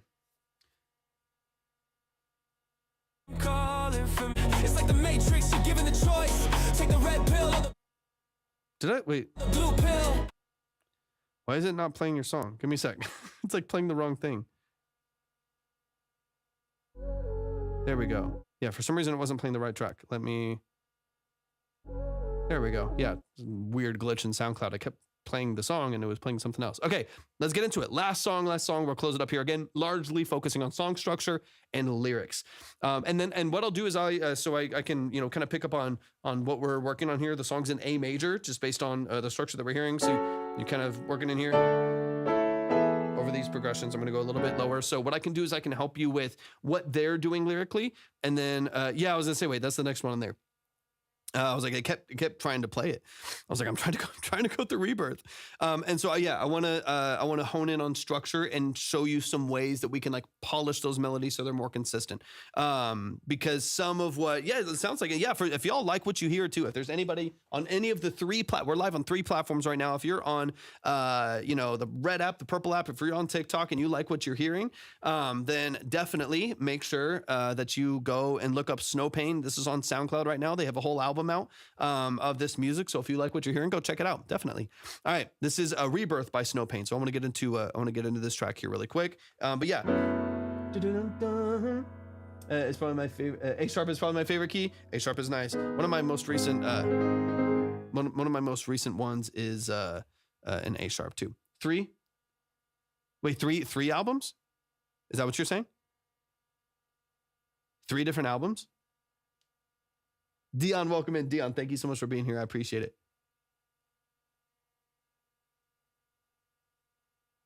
No. Wow, 3 albums. That's crazy. Yeah, I'm excited to like see kind of a broad, especially because of how you're creating these right now, like currently speaking. I'm excited to see how you're able to like mold your lyric structures, right? And get kind of a broad idea of what you're doing, in molding your lyric structures and making sure that it's like really, really, really concise and really, really consistent, and how that like reflects on and manifests in different genres and stuff like that too. Because here I'm hearing kind of a NF style, kind of a cinematic rap with a pop edge, some melodic stuff in there too. So I can see how your lyrics fit this kind of a structure, and that's what I want to hone in on. Okay, let's get into it. Let's run it from the top, man. And one more time, show some love to Snow Pain. I appreciate you so much. That makes sense. Yeah, you can hear some of that influence in here. I spent so long feeling lost. I was stuck in the past, always looking back. It felt like there was no escape, but things changed. God reached out for me, I accepted his hand, and he lifted me from the dark. He took away my pain and repaired my heart. So like here is where I want to hear there's really not any pocket or format to the vocals, even if it's more along the lines of spoken word. My brain still wants some resolution to some of these rhyme schemes or some of these lyric structures and some of the formatting that you have right here. So, dun, dun. I'm gonna go to this last lyric line just to kind of give you an example of how you could do this with the lyrics that you already have, maybe with some additions, and try to get into a better place of compartmentalizing like the different sections of the song so that even what you're creating here. David, this is our last song. My ears are feeling a little bit fatigued today, so this is going to be our last song for today. I will most likely be on tomorrow afternoon though, and we'll open up the lines again, and we'll take some fresh consultations. Thank you so much for the follow. I appreciate that a lot. So that's kind of what I want to dig into, right? So off of this section here, I just want to go back in the melody. But yeah, we just listened to a big swab of music here. We've been on for about 3 hours already, so I gotta rest my ears because I've been working on a bunch of projects, and I gotta make sure I'm not hurting myself. So I'll take the rest of tonight off, and then I'll be back on tomorrow. But I'm typically live afternoon Central Time, early afternoon Central Time, most days of the week. After I finish out all of my other projects and mixes and productions and stuff, I typically will get on for a couple hours, sometimes longer. But today I'm about to close it up here with this song. Had years of PTSD. Hand and he lifted Okay, so I want to hear me. this. I want to hear the structure because I want to give you actionable feedback. Even though I know how you're generating these, Snow, I want to give actionable feedback still. So still some specific things that you can do in order to create a structure that's more palatable, that's a little bit more consistent using some of the lyrics that you have. Yeah, 100%. I've been there too many times, David. I appreciate that. Yeah, I've been there too many times. There's been times where I've mixed for like 9 hours straight. And then I get off. I'm like, dude, I can barely hear what's going. I can't do this. So I gotta be strategic and take my time, especially in this context where I'm like listening to a lot of different music. I'm talking loud in my headphones. Like, typically speaking, when I'm mixing, I'm not also talking to myself. You know what I mean? If that makes sense. Like, I'm not talking into a mic, hearing myself in my head all the time. So it is a lot doing these live streams where I'm hearing a lot of noise for a long period of time. So I got to compartmentalize a little bit. All right, I'm gonna hear this line right here, and I'm gonna see if we can't restructure this lyric. Out for me, I accepted his hand and he lifted me from the dark. He took away my pain and repaired my heart. Okay, so you're like the dun dun dun dun. Lifting me from the dark. That's like the lyric structure right there, where like, listen me from the dark. Dun-dun-dun. And then you have another lyric here, and I would prefer, instead that you go straight into heart right there, in my opinion, it needs another line so that you can change the rhyme scheme to loosely rhyme heart with dark there, at least having some of the same, like, you know, vocal turnover. So like, and then you have, he took away my pain and repaired my heart. So he took away my pain and repaired my heart. So you have the da-da-da, lifting me from the dark. Da-da-da, da-da-da, and repaired my heart. Right? Or however you want to structure that, right? But like, it needs like those extra lines and some following of a scheme in order to like have the lifting me from the dark and repaired my heart. Like having that like loop and having that consistent melody and a semi-consistent rhyme. It's not quite a rhyme, but it's a closer than what was there before. Having a little bit more consistency and like how you structure that is going to make a huge difference. Because one of the things I'm trying to keep in mind with a song is, even with how you're creating it, how are people going to latch onto it, right? If the rhymes and the melodies and the lyrics are always changing and there's not a lot of like clear repetition, it's going to be nearly impossible, especially for a longer song, 3.5 minutes, which is not crazy, but like for a longer, busier song structure, it's going to be very challenging for people to remember it. So strictly from a songwriting standpoint, I would try to do a better job of being concise in your song structure and writing in structure, writing in a format of having like, here's a specific, you know, verse with a melody. Here's another verse that follows like the same pattern with the same rhyme at the end. Here's a separate section with a separate rhyme. Like trying to have, a little bit more structure that you can follow is definitely going to help this be more catchy and more engaging. Because right now what I'm hearing is that it never quite rhymes, it never quite fits, and then it never quite follows the same melody either. And it doesn't sound bad sonically necessarily, but what you run into is that it's impossible to track as a consumer, right? So when people are like listening to these records, when they're trying to like learn them themselves, it's very difficult, because part of what makes songs easy to learn as a consumer is pattern recognition. And if there's no patterns, it's very hard to recognize as you go back through and try to listen to them again. So I would really, really focus on pattern recognition. I'd focus on taking the lyrics that you do have. Phoenix, welcome in. Take the lyrics that you do have, take the structure that you do have, and mold it into something that is a little bit more consistent. I think it does get better as you go through that. Okay, cool. Yeah, and for me, it's like, even if it does get better, most people, even like the best, like really, really talented people, they don't give you a lot of chances. And they really don't, right? Especially with AI, right? You know that better than most, especially with AI. They don't give you a lot of chances. People barely listen to a post and they swipe. They come across a great artist and they don't see a lot of likes and they swipe. They're like, oh, this song doesn't matter. And they swipe. They hear amazing things and they swipe. The song comes on Spotify, they don't know, and they're like, I don't know it. And then they click next. People are like really, they're picky. You know what I mean? They have short attention spans. They're picky. And so if you want to make sure that people ever make it to later on, this is the first song in the album. If you want people to ever make it to later on in the album, you definitely want to make sure, like in the future, right? Since this one's already produced and out, you want to make sure that those early records do have good, concise structure so that you build some trust, you build some pattern recognition and some retention that people are actually going to stay and listen to some other records. That would be my biggest recommendation. Andrew, thank you so much for hopping in. I really appreciate you being here. This is the last song of the day. We're closed for right now. This is the last song of the day, but I will probably be on tomorrow afternoon. And we'll open up the lines again. We'll take a couple more consultations. We got, I think, like 5 or 6 today. We'll open up everything again tomorrow, and we'll take a couple more songs. But yeah, closed up for today. I appreciate you hopping in, though. Thank you so much for being here. The Lord finally came and now I'm saved. Got the Holy Spirit flowing through me. I've been saved by his embrace.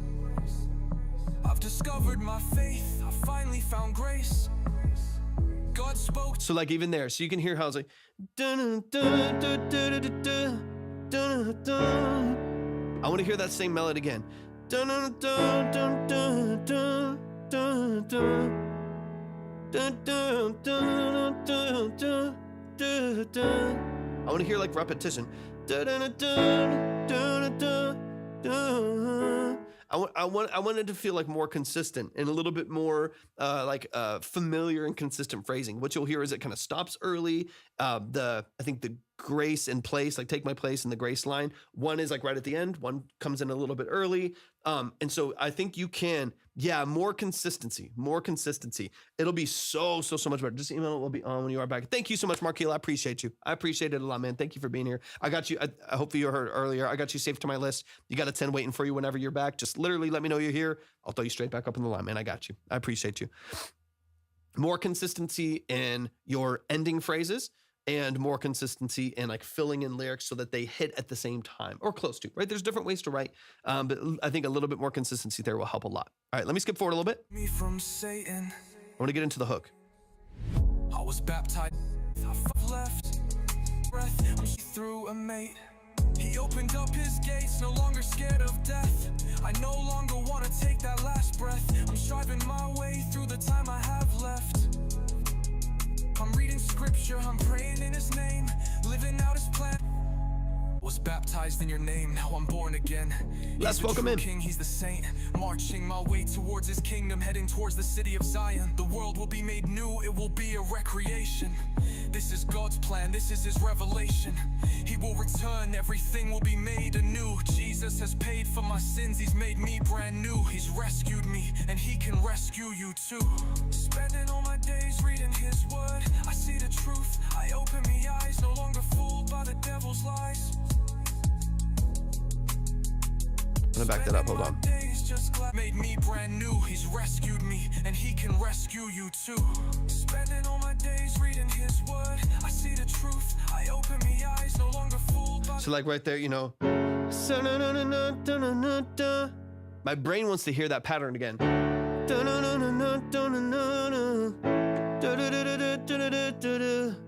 And then like have a repetition of that.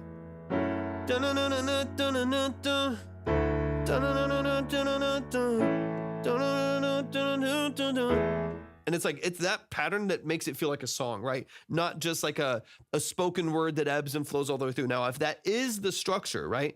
If that is the structure where you're wanting to just have more of like a freestyle spoken word format all the way through, you can recognize that, but I would make sure that the production is built in a way that supports that, right? Because if you have like dynamics and you have like all of these like changes that it sounds like a hook, it sounds like a verse, then there's an expectation of structure.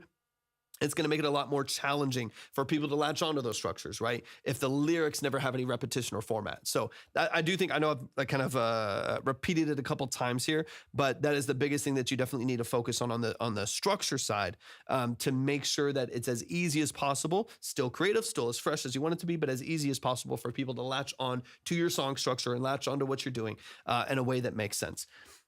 Vic too, thanks for hopping in. And Will, thank you so much for hopping into the stream. I appreciate y'all a lot. I appreciate y'all tapping in. We are closed for today. This is our last song that we're listening to right now. So if you want to tap in, I might be live again tomorrow. I'm not positive, but tomorrow afternoon I might go live again for just a few hours, not very long. So if you do want to tap in and do a full consultation, you can definitely know it there. Kyle Smith, thank you so much for the follow. I appreciate you a lot. Thank you for being here as well. But yeah, we'll be back on tomorrow as well. Russ, appreciate you being here as well. All right, let me get into this last section here. Yeah, exactly. I think you have some good lines. So like what I'm hearing is some good starter lines in your writing, but they need to be like finished with like a better ending line that kind of matches the structure. So you have some good foundations here, some good structure or like good starting lines. They just need to be met with something that then kind of rhymes a bit at the end or has a little bit better repetition at the end. That to me is what I would focus on. Devil's lies. God can't stop. His power is an obstacle. Even the enemy can't override. There's years of anger, then it was gone in a flash. I found the answer. Yeah. I called for God when I needed him, and he answered my prayers. I'm drawn in. Here's an easy thing to think about, right? So there's a kind of a phrasing in songwriting, which is A and B structure. Okay, so this is a really easy way to start building some of your song structure. If you have like A and B structure for, let's say, your verses, right? That means you have one melody and rhythm structure for A, one melody and rhythm structure for B, and you can kind of bounce between those two. You might do A, B, A, B. You might do A, B, B, A. You might do A, B. You know what I mean? Just to kind of give you a very loose example. So let me kind of show you what that would, I'm going to mumble some stuff through my brutal allergies right now to kind of give you an idea of what I'm talking about. This is a great foundation to build writing on. There's a lot of different ways to do it. Here's one, right? There's one. This tools if you're looking into writing more consistently. And then you fit your lyrics to this. So one would be in the case of this song, you're in the key of F sharp minor.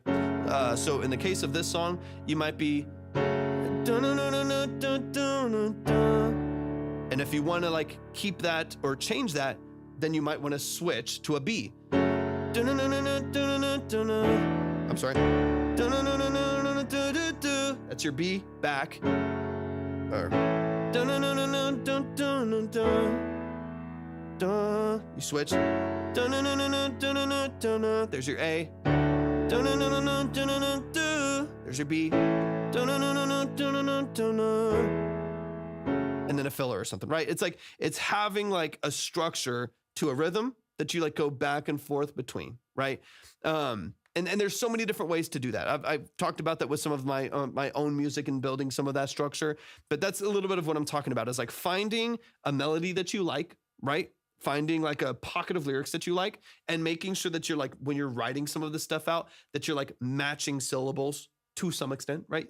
That's a little bit loose, but like matching some syllable counts, matching phrasing and stuff like that, and making sure that your like last words at least loosely rhyme or something, right? Little things like that. But an easy way to look at it is like A, B, B, A, or A, B, A, B. There's a lot of different ways to do it, but that's like an easy way to be like, okay, I did A, I found one lyric and a rhyme and a melody.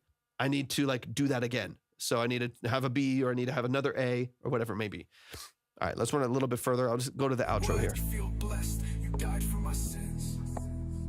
You're the King. Jesus Christ, you're the best. The only one I can rely on. The only one who will answer my prayers. You're always there.